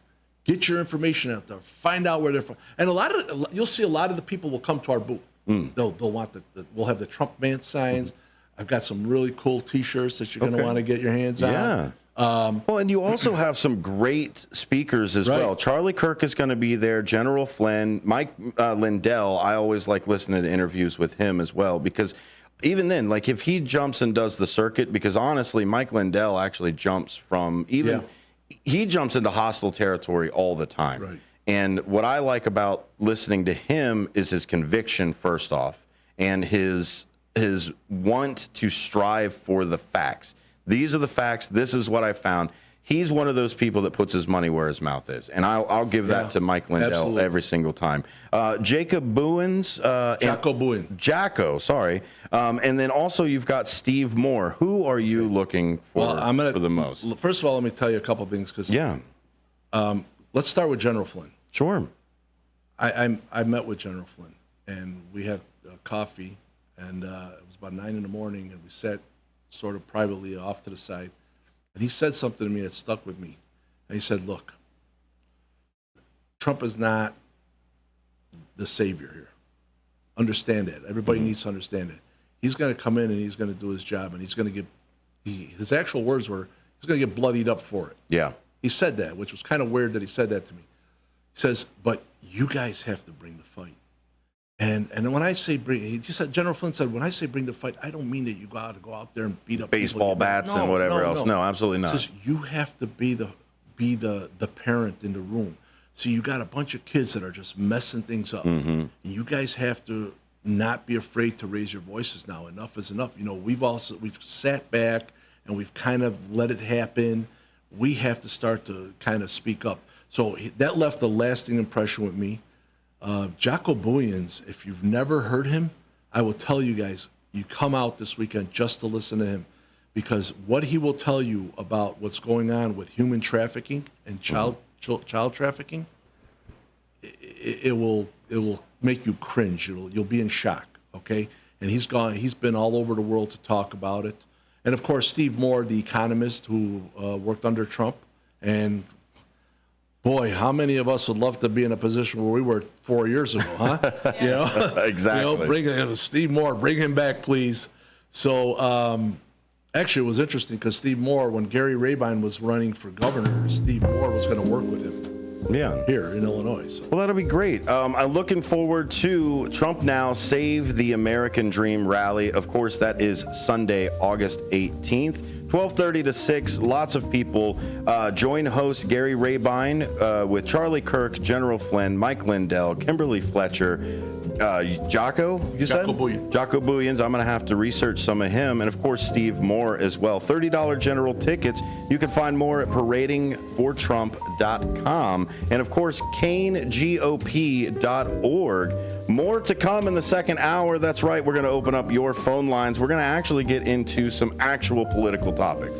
Right? Okay. That's the fun side of it right there. Of course, Kane County GOP Chairman, Mr. Lorario, is here for us. And thank you, sir, for being here. I'm not going to even butcher your name on the way out. Hey, you stick around. Call in 847-931-1410. We'll be there.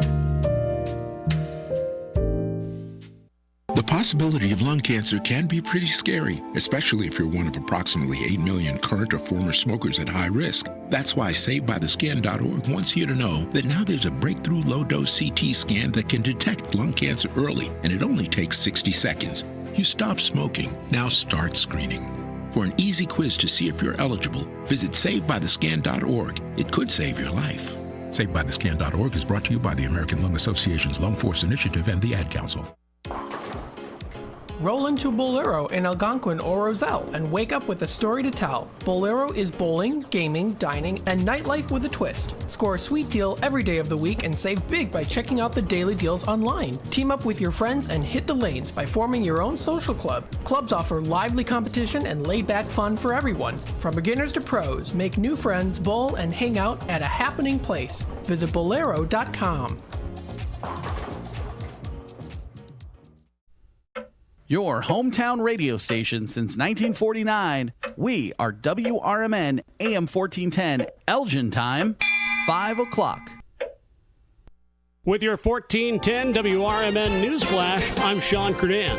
Brought to you by Bank of America Merrill Investments. The village of Campton Hills is enhancing its bus safety by installing new signs along Kings Mill Drive, featuring orange flags and warnings about the penalties for passing stopped school buses. Increased police patrols are enforcing the measure, focusing on the safety of students near busy intersections. Police responded to reports of gunfire on Woodland Avenue in Elgin on the evening of August 11th. The Elgin Police Department investigating and urging anyone with information to come forward. Community members can report tips via phone, text, or online. Wentz Concert Hall in Naperville is set to host a concert showcasing future classical music stars on Saturday, August 17th. It features Lang Lang's Young Scholars and the MYAC Symphony Orchestra. The event starts at 1 p.m. with free admission, but reservations are recommended. Reserve your seats at givebutter.com. With your 1410 WRMN Newsflash, I'm Sean Kernan. Progressive presents Renter's MVP's Most Valuable Possessions. Today's MVP, Tom Kelly's carbon fiber mountain bike. Because more than riding his carbon fiber mountain bike, Tom loves telling people about his carbon fiber mountain bike. Friends, family, even a local barista knows about his carbon fiber mountain bike. And that's why Tom's carbon fiber mountain bike, if you haven't heard about it, is today's MVP. Keep your most valuable possessions protected by bundling your renters and auto insurance with Progressive. Progressive Casualty Insurance Company affiliates and other insurers not available in all states. This year, Dell Technologies Back to School event is delivering impressive tech with an inspiring purpose. Learn how Dell is helping Computer Aid, whose work is helping solar community hubs with tech and AI literacy skills to empower remote, displaced, or disconnected communities around the world. Help Dell make a difference and shop AI-ready PCs powered by Snapdragon X Series processors at Dell.com/deals. That's Dell.com/. Overtime. You want to work less of it, so you need your crop protection to work more of it. When you add Tapran or Last Chance Pro adjuvants from CHS, they will. Designed for maximum efficacy, Last Chance Pro improves the uptake and translocation of herbicides, while Tapran helps activate herbicides for better performance against tough-to-control weeds. Ask your local CHS retailer how Tapran and Last Chance Pro adjuvants can put your crop protection to work. Take a historic walk through the home of America's greatest showman, Al Ringling. Located in Baraboo, Wisconsin, you can view the grand opulence on a guided tour, now hourly starting 11 a.m. to 3 p.m. Weekday tours begin on the veranda and on the weekends in the tap room of the Al Ringling Brewery. Behind the mansion, kick back and try a flight of craft beers and dine at this family-friendly stop. Visit alringlingmansion.com for more information. Progressive presents the Sports Flash on News Talk Radio 1410 WRMN. Roster addition for the Bears. Former Texas Tech nose tackle Jalen Hutchings has joined the team. They did have to make some room on the roster. They cut running back Demetric Felton. Chicago's 2-0 in the preseason. They beat the Texans 21-17 last Thursday. Up next this Saturday afternoon at home against the Bengals. It's got a chance! It is gone! Guardians Radio 9-8, the win over the Cubs in Cleveland. Josh Naylor drove in Jose Ramirez with the go-ahead run in the eighth. Deep right. Gone. Brooks Baldwin, a 3-run homer. The action on White Sox Radio. 12-2, the win over the Yankees. Grady Sizemore gets his first win as skipper. Bundle auto and home, renters or condo, and save with Progressive. I'm Chuck Sanders on News Talk Radio 1410 WRMN. eBay Motors is here for the ride. 120,000 miles of night drives, daily commutes, and who knows how many. Are we there yet? Through countless fixes, elbow grease, and a new radiator, you kept your ride alive. With eBay Motors, you have over 122 million parts to keep it running. And with eBay Guaranteed Fit, they'll be the perfect fit every time. Thanks for listening to WRMN 1410. Don't forget to join us every day for our Comfort Keepers feature. Comfort Keepers is a leading provider of in-home non-medical care for seniors and other adults in need of assistance with daily activities. Again, listen daily at 7:25 a.m. for our Comfort Keepers feature. And thanks for listening.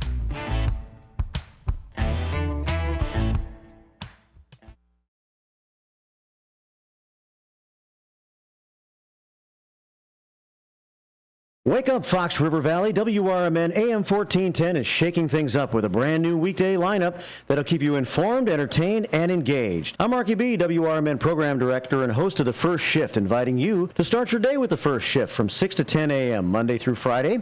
Larry Jones, Jakes, myself, and the entire First Shift team bring you the latest local news, entertainment, and, my favorite, more to kick off your morning. Then it's out to lunch with Matt McNeil from 10 until 1 p.m. Tune in for your midday fix of news, interviews, community happenings, and of course, the legendary WRMN Tradio Show. In the afternoon, join us for Fox Valley Afternoons from 2 until 6 p.m. Tammy and friends will chat lifestyle from 2 to 4, while Sonar and his crew dive into politics and news from 4 until 6. Plus, get to know the movers and shakers of the Fox River Valley with exclusive interviews, too. Don't miss out on our new local lineup that's tailor-made for you.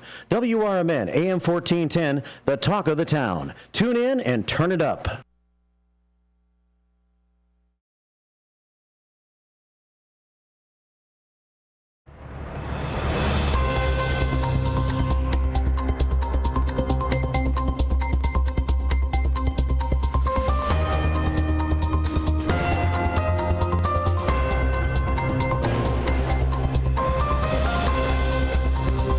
Welcome back to A Political Talk Show. My name is Dennis Sonar Green. I'll be walking you through the latest topics and policies here in the area. A Political Talk Show is the forum for you if you enjoy politics but do not want to be a political party pooper.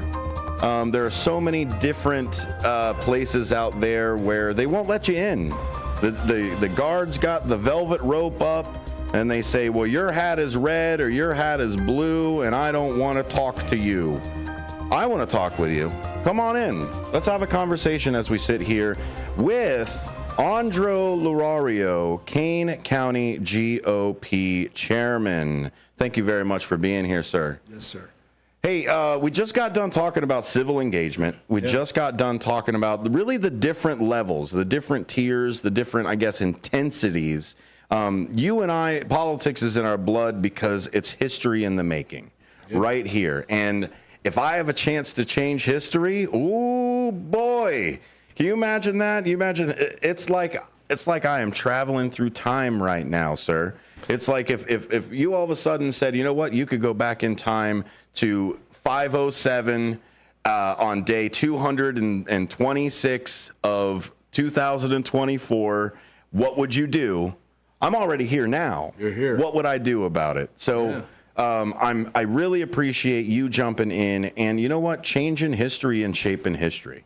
Well, what you said was pretty cool, and thank God you're in a country that allow you to do that still, right? Every day. Right? Every Because day. As bad as it's been, there's still a lot of countries that are a lot worse. Absolutely. I took an oath to the Constitution when I joined the Navy, and I must have missed the day where we were supposed to disavow that oath because I still have it. So I'm waiting for my letter for them to tell me it's okay, you can give up on the Constitution. But you know, I'm never going to do it. I already gave that. Thank you for your service. Oh, thank you. Honestly. You know what? You serve as well, but you serve as Kane County GOP chairman. What does that entail? What is your day-to-day like? When you grew up, little Andro, looking and riding his bike, putting cards in the back to make it sound like a motor, what did you think you were going to be? Did you think you were going to grow up and be like, that's it?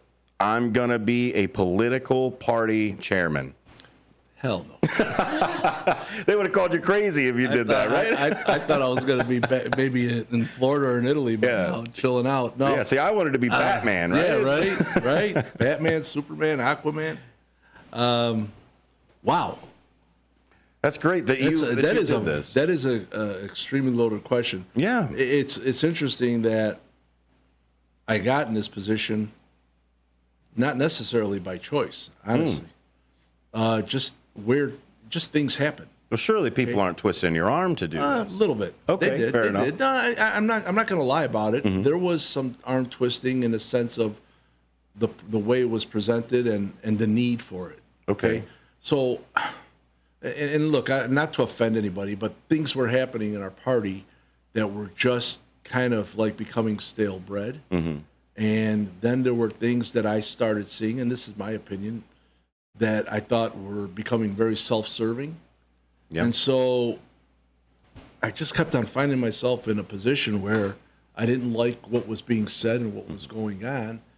And so, you know, the blood pressure went up, and I started saying things like, you know what, I'm going to run. I'm going to run against you, and I'm going to take that seat.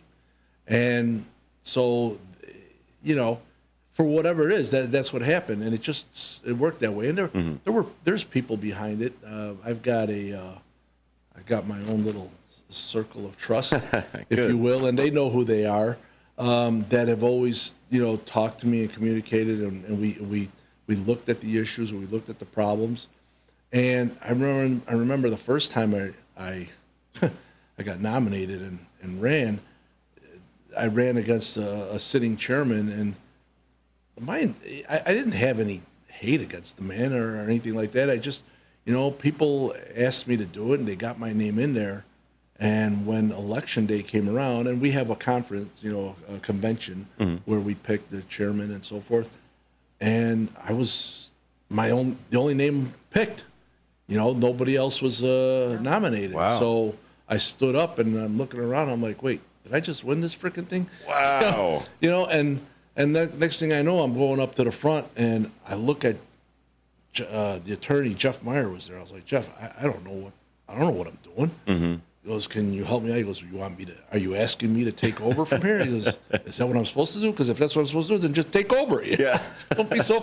So he took over and ran that, and so I was signing documents that night that had to go to the state immediately. There was all sorts of stuff going on, and so it has been a learn as you go situation. But I've been in business and I've been doing stuff, so I latched on fairly quickly. And you know what? There's a lot of things that I'm still learning, and there's a lot of mistakes that we all make.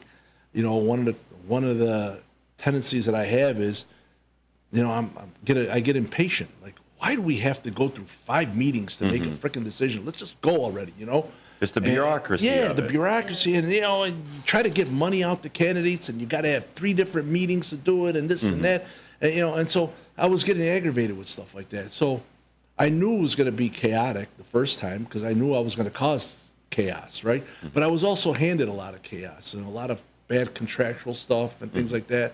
Actually, it was funny because we were in trouble. We were in debt because of a contract that was brought in with a program that computer management type program that we had. And so when I started seeing the writing on the wall, I was like, wow, I better put something together over here. And we put a rally together. I think I put that rally together in a matter of 2 weeks. And thank God. And I prayed every night. We ended up raising like $45,000. Wow. Yeah. So that paid off debt, and it put money in the account that we didn't have that type of because money. You're at the local county level. Yeah. Like, this isn't a top down, like Kevin McCarthy ain't sending you checks. No. Right now. No. Hey, thanks to Kane County GOP. Here's a couple $1 million. Yeah, right? no, I'm doing a lot of begging. A lot of begging and talking to friends and business associates, and I'm going to owe a lot of favors one day. But you know what though? They knew me. They know who I am, and they know how passionate I get about things, and so they were willing to help. I mean, I was getting checks for $10,000, $5,000, and so what happened was we brought that money in and we paid off debt that we should have never had, and then we helped out candidates immediately. Okay.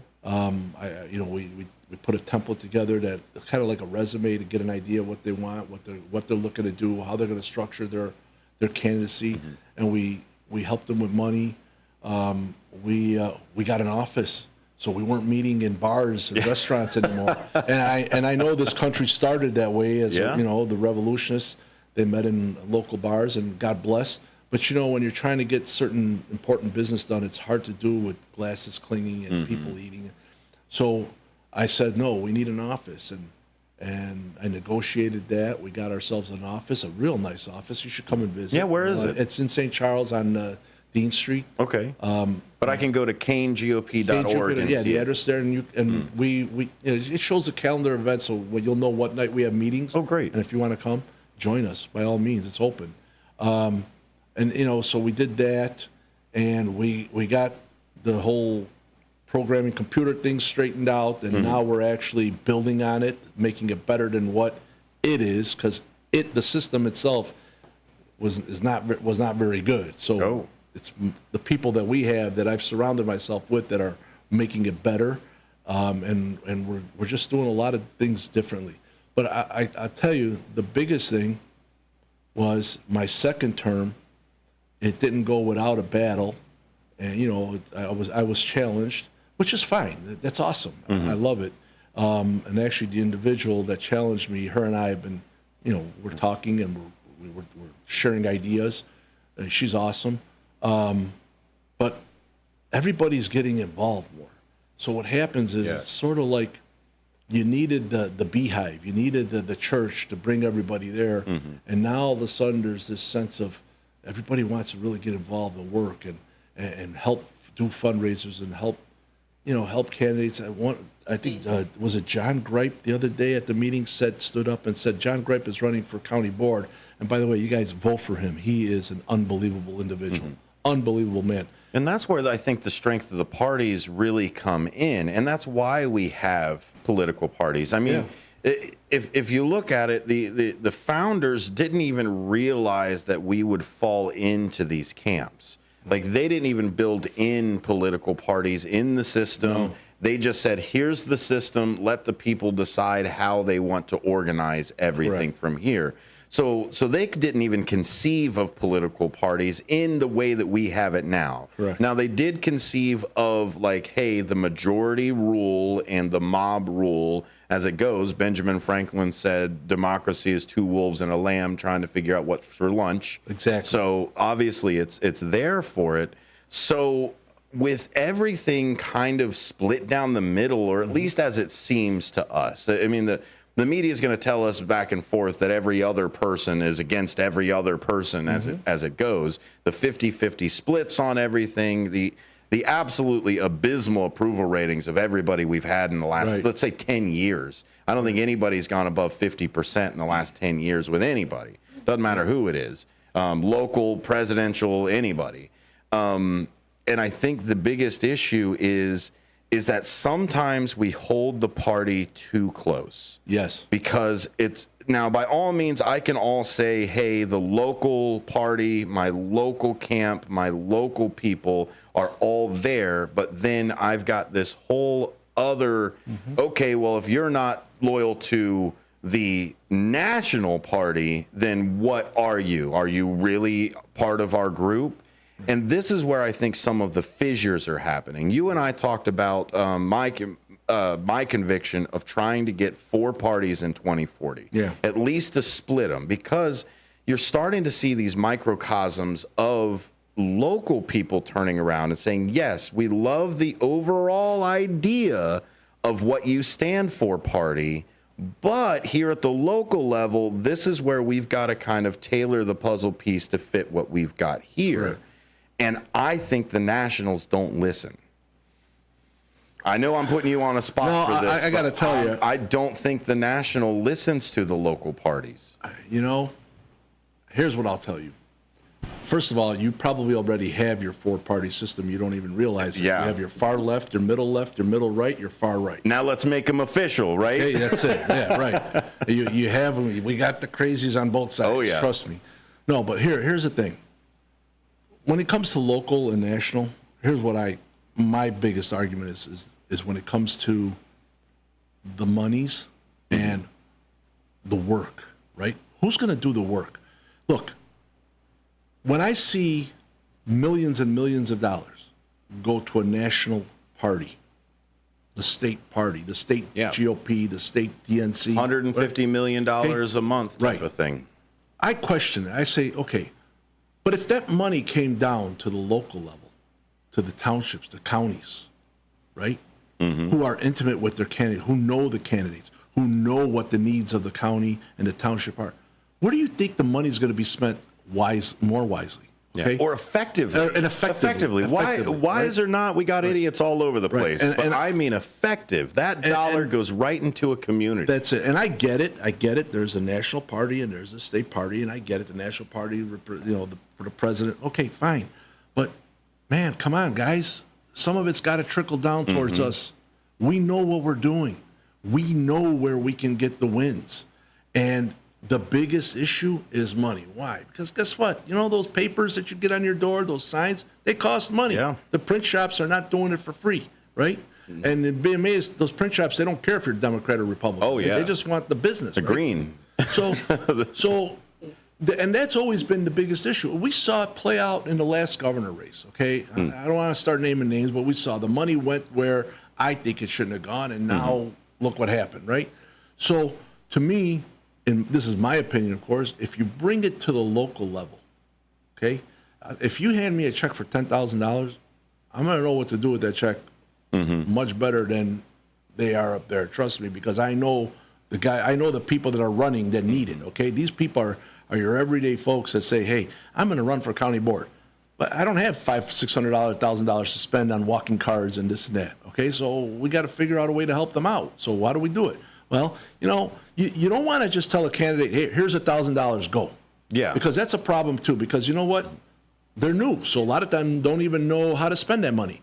So what you want to do is you want to sit them down, you want to say, okay, well, let's talk fundraiser. Mm-hmm. Let's have a pizza night. Let's have something, because there's got to be a little skin in the game too. They've got to want to be able to participate, right? Mm-hmm. And I'll tell you, you can't have a candidate that says, okay, so you're going to do a fundraiser for me? No, wrong. No, you're going to do the fundraiser, and I'm going to help you put it together, okay? So what would happen in a model where instead of us all getting just bombarded with emails from the national, where all of a sudden, instead of taking those millions of dollars that are being collected, $10 at a time, those all went to the local side, how do you think the pyramid would flip?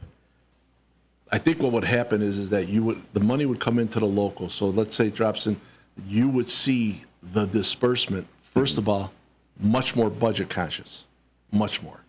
So I think you're going to eliminate a bunch of waste. You're saying your dollar goes further. Your dollar is going to go further, right? And so once it gets down there and we can start putting that money to work towards the local candidates, here's what happens. You get a bunch of committee people that get excited now because they're seeing that this candidate has some money, some support backing them up, and they're doing stuff because it energizes that candidate. When you energize a candidate, the candidate energizes the PCs. Oh, yeah. The PCs want to come and work for that candidate, right? So there's like this weird trickle effect where, hey, you know what? This guy cares, and he really is going and he's knocking on doors. Before I get there, I'm going to go join that guy. And so it creates sort of this like spiritual movement that these people just get out and they really want to work. So now you're really working, you're really doing it for the community because that's what you wanted to do it from initial anyway, right? You get that passion that you've got there. You got this money that ends up at the national or the state level. And sometimes, yes, pays this salary for this guy is. And next thing you know, the money's gone. You know, the sponge has gotten squeezed so bad that there's nothing left. There's nothing left to sit down. You got a bunch of us fighting for that one drip. You know? Exactly. So instead of sending the $60,000 a year to you, they turn around and have a $60,000 person sit at a desk for a little bit. That's it. And look, the state does their work too. Don't get me wrong. The state parties, they're out there, they're hustling, they're working too. But it's just sometimes, man, you just gotta stop and say, hey, let me, as the state chair, go and talk to some of these locals. Let me get to know. I mean, we had Kathy Selvey was out this weekend. She's the RNC state RNC chair, the new chair, and she came out and she joined us at a rally. We had a rally in Geneva, right? I wasn't there. I was sick, but she was out there. I think she was going to a wedding, and she was out there with a dress on, and she was walking with our folks up and down, carrying a sign and taking photos.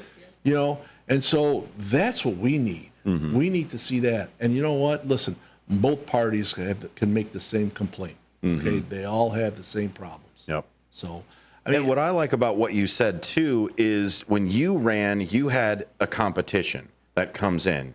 Because the way I put it here is if I'm the only one in the race, I get to set whatever pace I want to. You don't make me faster. You don't make me slower. I do what I want to do. So I'm going to go into whatever is comfortable for me. I want to be uncomfortable. I want somebody to chase me. That's right. I want to have, like, in a race of one, I'm first and last. Yeah. In a race of two, hold on a second. Now it gets spicy because now we got on either side. It's the same concept of iron sharpens iron. Is you don't know who is the fastest, who is the best if you don't race with each other. And I think that's where a lot of the local level comes in. It's interesting when you say that because in a way, you're stirring up some blood. We have a lot of people in our party that they get angry when you challenge an existing incumbent Republican. Look at what the Blue Hats just done. They almost forced an elderly man to be president. Right. And I'll tell you, I've spent the last year screaming that. Like, what are we doing here? Let's get something together. Yeah. And I don't want to see that. I don't want to see that mistake repeated as well in any of the other candidates that are out there. But my issue is if it's all about policy, if it's all about party, it doesn't matter what person is in there. Now, my thing is I'm not going to tell you it's all about policy and it's all about party, because it ain't. It is a little bit of the person that's in there. So you want to push the best candidate forward for the party and the policies. So you've got to combine the three of them to actually have your proper candidate. So when I say to you, and I think you're going to agree with me based on what you just said, that I'm not necessarily keen on that he's an incumbent, and therefore exactly, if somebody comes to me and decides that they want to challenge for that seat, and I've been told, well, I should tell them no, don't do it, that's an incumbent, I'm kind of like, well, hey, it's their God-given right. Yeah. And if they want to do that, it's a primary. That's what we have primaries for. Do you know what happens when you push incumbents? You get Mitch McConnell's and you get Dianne Feinstein. Correct.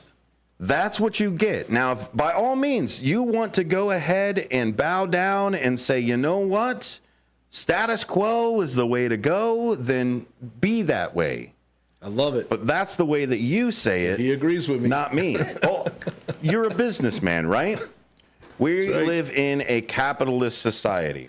What is the core principle of capitalism other than ever expanding profits for some reason? Competition. Exactly. Iron sharpens iron. There's a reason we have an Olympics, and don't just call up the people that won the last Olympics and say, hey, you won the last Olympics, so you're the incumbent for the Olympics there. You don't worry about training. Don't worry about all the stuff that you've done. Well, we kind of do that with USA basketball. Hey, well, sure, I'll give you that one. But that's where I see the competition needs to be there, and why I want 4 parties in 40, because it's back to the policies, person, and party. Yeah. You have to have it that way. Do you think they're running Kamala Harris because she's just the person? No. If it was about party and politics, you would have let Bernie Sanders win. That's right. If that's the way that you wanted in 2016, you wouldn't have pushed the guy out. Yep. Now maybe I'm more mad that the system pushed the guy out than the guy getting pushed out itself. But that's where I think a lot of these new minds in politics now. The one thing that I really appreciate of what Donald Trump did is he did the same thing that Nirvana did in the 90s. Is he said, you can run it in your garage. I can run and be a pop star, a rock star, and I can do it in my garage. Boy, my nephew Trump turns around and says, look, I got the money. I got it. You see how Trump was able to accomplish it, but Bloomberg wasn't. Correct. So this is where it's that same mentality of these newcomers that are not party established that are really bucking the party right now. I got to go to break. But Trump Now Save the American Dream rally is Sunday, August 18th. There is a BOGO going on. Buy one, get one. Find more information. paradingfortrump.com. Get those tickets as we go. Apolitical Talk Show. We'll be right back after these messages. Hey, while you're listening to commercials, go ahead and go to canegop.org. We'll be right back.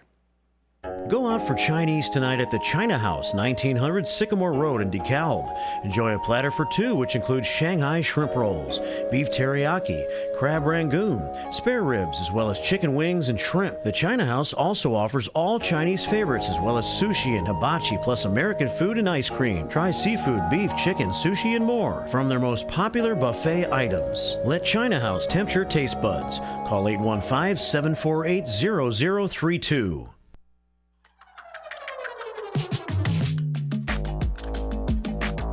Located in the heart of Wisconsin Dells on beautiful Lake Delton, the Delton Oaks Resort offers a classic Wisconsin family vacation.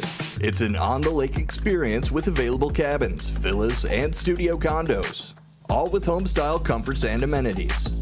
and extra space for family gatherings, reunions, and small groups. With a private sandy beach and dock, you can splash around, swim, and boat to your heart's content. There's a pontoon boat, kayak rentals, fire pit and barbecue grills are available for use for registered guests. Book your stay and enjoy all the Ultimate Dells experience, with bonus passes to Noah's Ark Water Park. From s'mores to oars, Delton Oaks Resort has something for everyone. Visit DeltonOaksResort.com. That's DeltonOaksResort.com.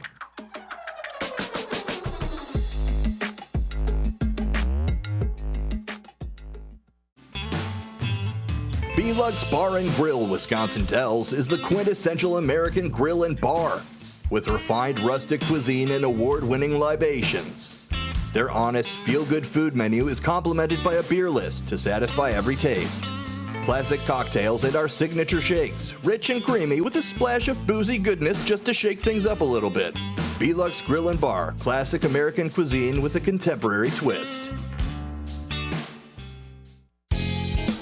Beef Villa's 3 locations offer much more than their signature Italian beef. Try the Italian sausage, roasted chicken, and more. There's a big variety of delicious side dishes. Beef Villa uses quality ingredients from homemade recipes, and they purchase top-of-the-quality food products from their vendors to bring you the absolute best tasting of foods. Beef Villa's great service and quality are waiting for you, but you won't be waiting long because it's always hot and fresh. Visit beefvilla.com.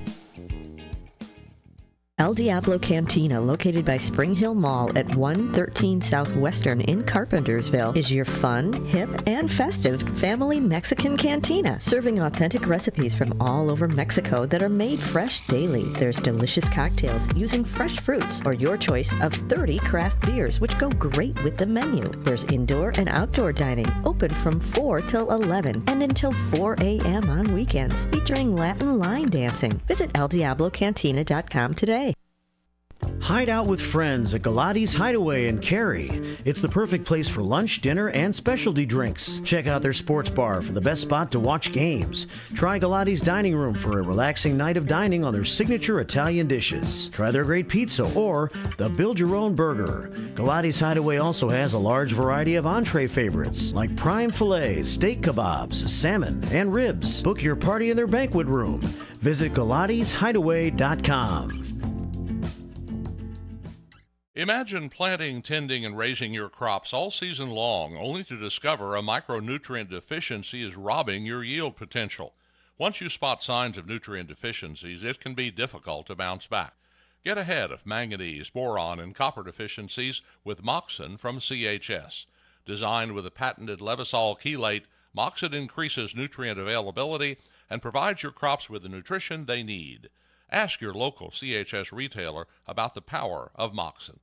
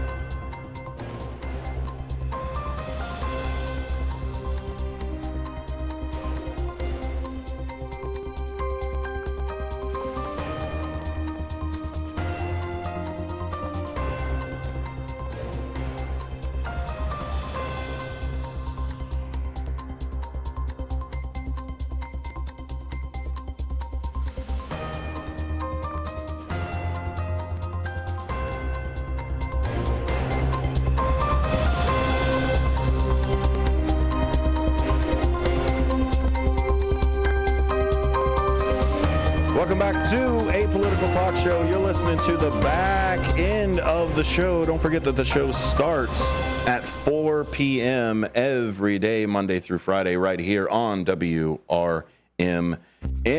This is the last hour. In that last hour, of course, we take your phone calls, 847-931-1410. So if you want to jump in, this is the time to do it. Of course, you can also jump in on the text line, and that text line is 505-926-1410. That's the Image 360 text line down in South Elgin. You can find them on Sundown Road, right near where the towers are. If you're driving around that area, I am talking with the Kane County GOP Chairman Andrew Lorario. Thank you, sir. I'll tell you, this has been a fantastic intellectual conversation today, and I don't know if you tricked me into it or I tricked you into it. I'm not sure which way we went for this, but I'll tell you. What I love about talking about politics is talking about strategy and the game, and you can see every piece of it. Now, I know it's po-fa to call it a game and call it whatever, but at the end of the day, it has rules and it has participants. So that's sport for sure. It's a game. It's a game. I don't know, but it's maybe a blood sport. Exactly.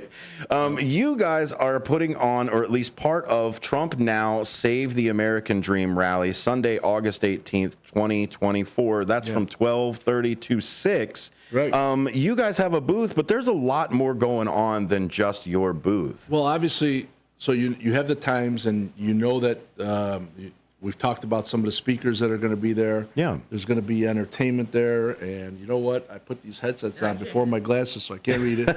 So you can read, but I believe we've got Thompson. What's it called? Thompson. There we go. I got it. Okay. Thompson Square will be there. They do country music. Nate Venarelli, county singer.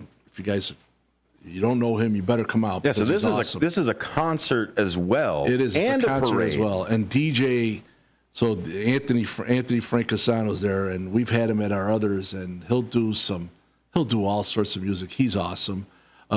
Diva Montel will be there sing. So it's entertainment. There's going to also be fireworks. But then what happens is, beforehand, there's groups in the different counties that are having a parade. So, for instance, ours is and it starts at 9 a.m. On August 18th, and we're going to meet over on the address is 5 North 790 Route 47 Camp. Is it 720? Yeah, he changed it. 5 North 720 Route 47 Campton Highway. So or Illinois 47. That's by the Lily Lake Grammar School where they've got the baseball fields there. Okay. So what we're going to do is we're going to start over there. We're going to line up, get everybody set, and then what do we decide? About 10 o'clock, we're going to depart there. We're just going to shoot up 47. Mm-hmm. Bring your flags. Bring your Trump flags. Bring your Illinois flags. Don't tread on the decals, the magnets on the side. Oh yeah. Actually dress it up really nice, and we're gonna have the Kane County GOP elephant there, and we're gonna just drive right up 47 to the fairgrounds, and we're gonna get in there. We're gonna get your park and situated, and then we're just gonna go in and enjoy the rest of the day. I was just in Hampshire this weekend, and I think I saw your elephant. Oh yeah, I think I saw your elephant in there. That elephant. That thing is amazing. Attracts a lot of attention. And that's part of the parade as well. Paradingfortrump.com is where you can find more information. Right, absolutely. And the flyer should be on our website as well, so you can get the information there. That website is canegop.org. Right. And we're going to have tables set up over there. We're going to have some T-shirts and flags and signs if you want to purchase. We'll probably have coffee there. Hey, now I'm definitely. Yeah, right. And so it starts off the day with just, who doesn't love a parade, right? Absolutely. Everybody enjoys a parade. And so we're going to get over there and we're going to represent Kane County, okay? And once we get in, we'll have our booths set up and candidates will be able to hang out and start to get to talk to people. There's going to be all sorts of stuff. There's going to be food trucks there. Okay. Also beer tent and all sorts of stuff going on. So it's going to be very similar to like when you go to your local, your fairs and your tastes of and so on. So we're going to have a lot of fun with this, and the reason why is because we're excited, man. We're excited. We got a lot of good people running, and we're ready. We're ready. We're ready to make some serious changes. Not the change in hope that we got last time. No, this some real serious stuff that's really gonna help give back. And where do you think, so just to jump a little bit into policy a little bit as we go, this is the Trump Now Save the American Dream rally. That's this Sunday over at the McHenry Fairgrounds in Woodstock. Let's talk a little bit about VP selection a little bit here. So Vance and Walz have both been added to the I guess new player has entered the game at this point. Where do you see Vance accentuating as a VP? Because that's a lot of where a VP is supposed to be, is supposed to help with that side of it. Or do you think that Trump is, just like Vance says himself, that the vice president really doesn't matter and it's all about the top name on the ticket there? That's interesting, and I'll tell you. So what happens is when these things start to come into play, I just kind of let it settle a little bit and then just listen and watch for some of the stuff going on behind the scenes, right? First of all, I believe there was one particular time when Trump had made a comment. He specifically said that this vice president choice of his is going to have a much more important, larger role. I remember him distinctively saying this. So I think Vance is going to have some of his work cut out for him. But here's what I will say. You announce the VPs, and of course, the other side and the media blasts them, their negatives. This guy, his valor, his tampons in the bathroom, and Vance is being a millionaire, which I don't know why everybody seems to be. Why is millionaire being such a problem? Doesn't everybody want to be a millionaire? Don't you all want to be a millionaire? That's true. You know, so, but then I've been listening to clips at, different other sources. I look at other sources, and I start hearing a lot from the Minnesota folks saying, hey, no, this guy's no good. What you're saying for Walz. This is for Walz. Yeah. I've been hearing from, like, in different news medias, a lot of, we don't like him. It's not what people think. This is what he did to us during COVID. This is what happened here. And I haven't heard it. I'm sorry, I haven't heard it from the Ohio folks. Yeah. Okay. When it comes to J.D. Vance, I'm sorry, but I just haven't. I'm looking for it. I'm trying to find it. Maybe it's because he hasn't been in Ohio since he. Yeah, and that's possible. He left. That's possible, but you start. Well, since he technically moved to San Francisco to be a venture capitalist. So exactly, but the thing is that there's always something, right? And so I'm waiting for it to come out to say, okay, well, what don't they like about this? There is the weird shirt that he was wearing. He was wearing I believe, a communist shirt when he was in college. But who hasn't worn a Chavez shirt, right? Every once in a while, right? Who hasn't? Let me tell you something. You haven't worn a hammer and sickle, right? Yeah, I could find a lot of weird shirts out there right now. Okay, so if I'm going to judge somebody on a shirt, exactly, then we got problems. And you're right. I think that's really the only thing that I've heard from that. Other than, like, some of the things he said when he obviously didn't think he was going to be a vice president at some time. Now, of course, the disparaging remarks of people who don't have kids or anything like that. But again, that's a lot of I don't see flip-floppers. Right. I see new information was brought in, and therefore I changed my mind. I change it all the time. Yeah. I have a bad burger at McDonald's. You know what? I'm a Burger King guy now. Right? I'm not a flip-flopper. I'm not disloyal. Yeah. I had a bad experience. New information was brought in. I'll tell you, therefore I changed. I'll tell you, you'd be more foolish to be the person who learns some new information and doesn't change. And didn't change. Than the person who learns that information and still kind of stays with the same stance. So, like, if somebody showed up and said, man, this is a really good candidate, but, we have an incumbent already.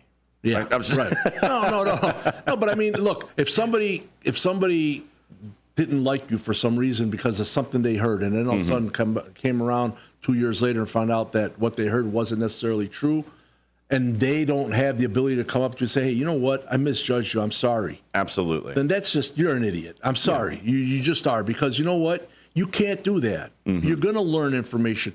Trump was... he was pro-choice and now he's pro-life. You know what? He told us the story about the young lady that he met who survived an abortion. He learned. Yeah. Oh my God, he learned. And what he did was for me, as far as that side of it, is he gave Roe versus Wade a second chance at the American people now making that decision. Now, good, bad, or otherwise, what he did, regardless of what anybody says is going on, is that, yes, it did go down to the states. Now, are we going to keep it down at the states? Well, we'll see what Lindsey Graham has to say about it or not. Yeah. But if you're going to keep saying one thing, let's kind of stick with that plan instead of just, again, doing the old flip-flop. Yeah. No, I mean, hey, that to me was, and I'm really getting tired of people with the he got rid of Rovers. Listen, he did the right thing. He put it where it needs to be. It's up to us. We're the voters. We're the ones that need to now make the vote and make the decisions. So I don't understand why people are still arguing about the fact that he brought it to the states. I mean, that's where it should be. So then right there, then we should keep it there. Yeah, So there absolutely. should not be any kind of federal anything as well. Absolutely. And you know what? If you live in a state and you don't like that they're a little bit tougher than the state next to you, well, then you know what? Here, it's America. So- you got free will. Go to the other states. So with that, let's look at the mifepristone for the Supreme Court. The Supreme Court is making some wild things. Now, Roe versus Wade otherwise, or Dobbs decision, or whatever they want to call. The other things of the second, the article, and saying the whole, the King Act that they're trying to put together, and then some of the other things of the mifepristone, of jumping into the, what is that? That is the Comstock Act, where you're not allowed to send obscene things through the mail. So what they're trying to do is use that against the FDA with mifepristone, with that as well.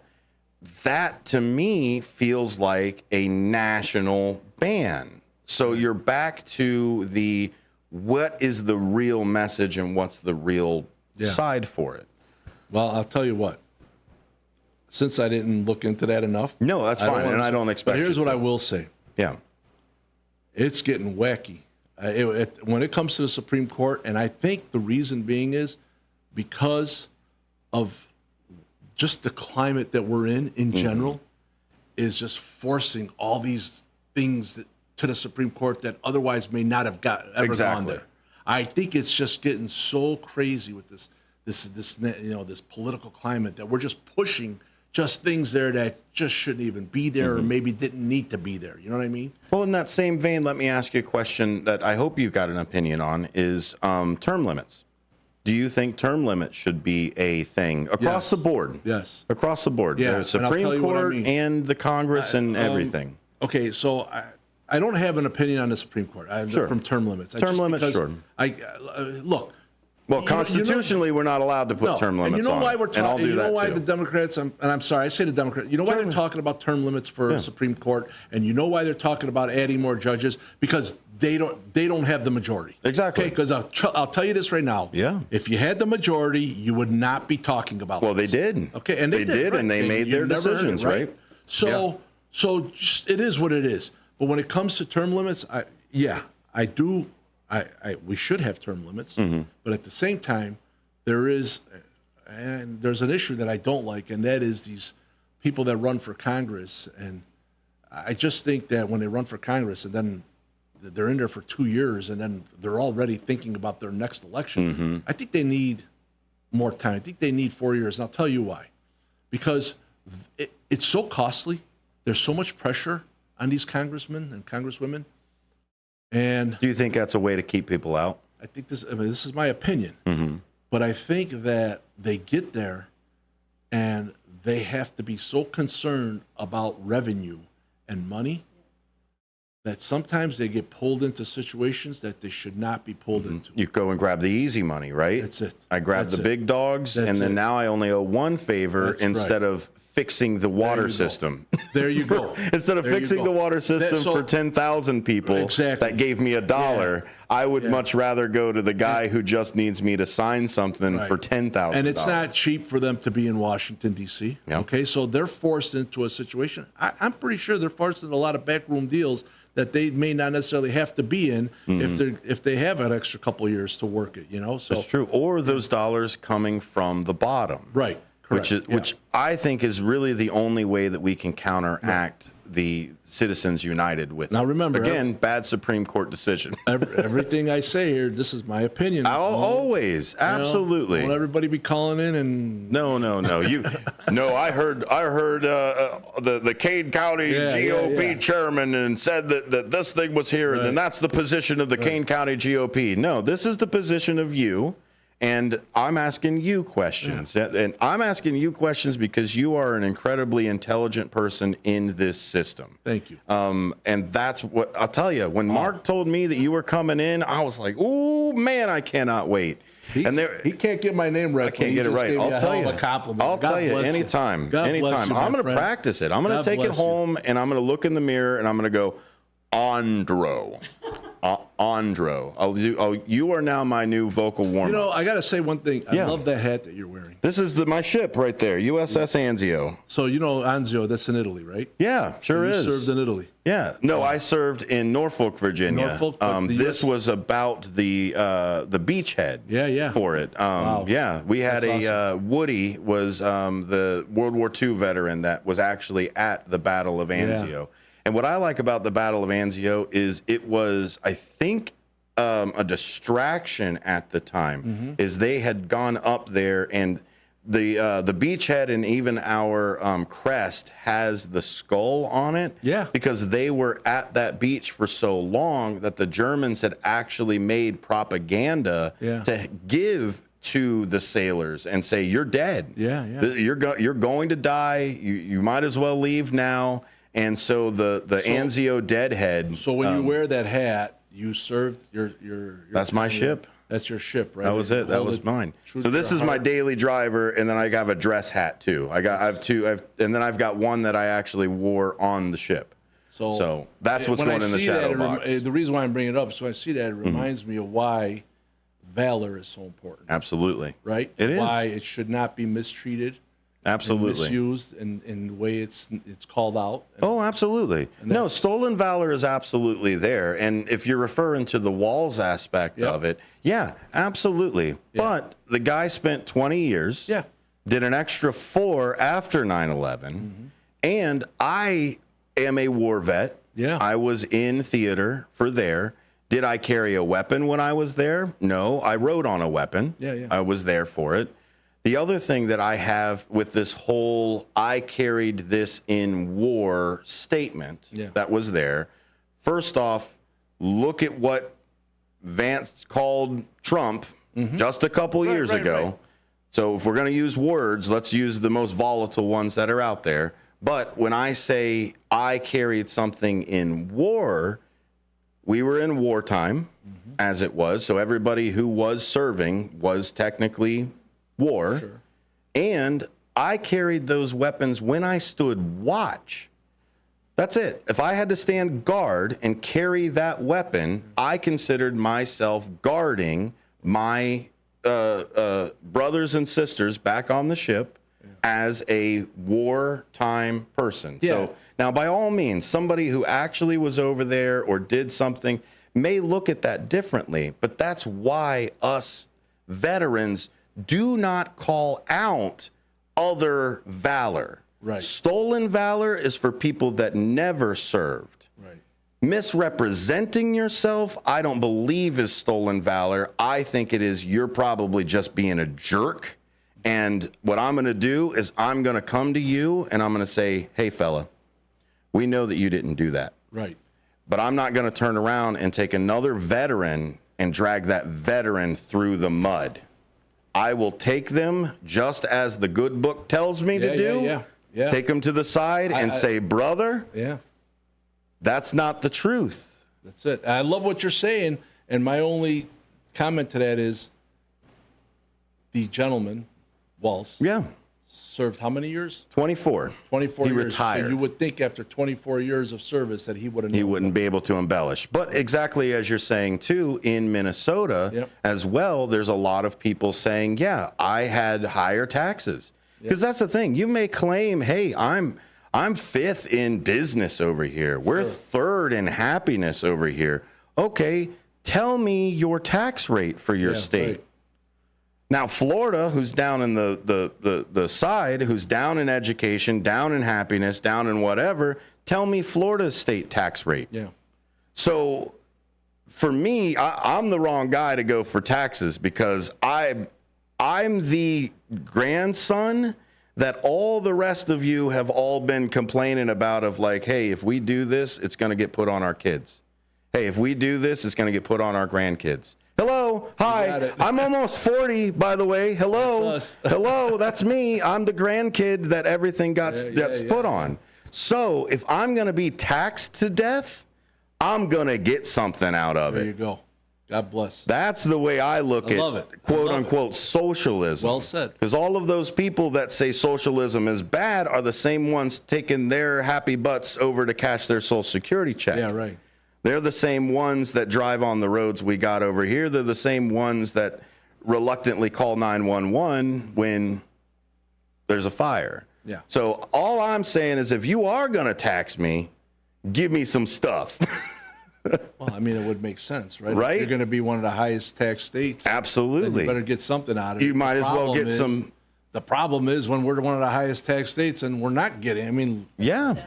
Look at our roads. Look at our education Absolutely. system. Where is the money going? So now. And that's what this movement's all about, buddy. Hey, give us the last minute before we get out of here. I got a hard time. So I would say join us. Okay, go to KaneGOP.org, take a look, and join us this Sunday. Meet us at the parade route. This Sunday, head down to McHenry County Fairgrounds in Woodstock to be part of Trump Now Save the American Dream. We just had Andro now I'm going to break the last name. Andro Lorario here, Kane County GOP chairman. Well done. You are welcome anytime into the studio. Pleasure. Thank you. It was awesome. It's been great. Apolitical Talk Show is podcasted every day. Go ahead and find it out there. That is Apolitical Talk Show. Put in those 4 words in that order in your search engine. You'll get us. Hey, this is WRMN. Thanks for being here. We'll see you tomorrow.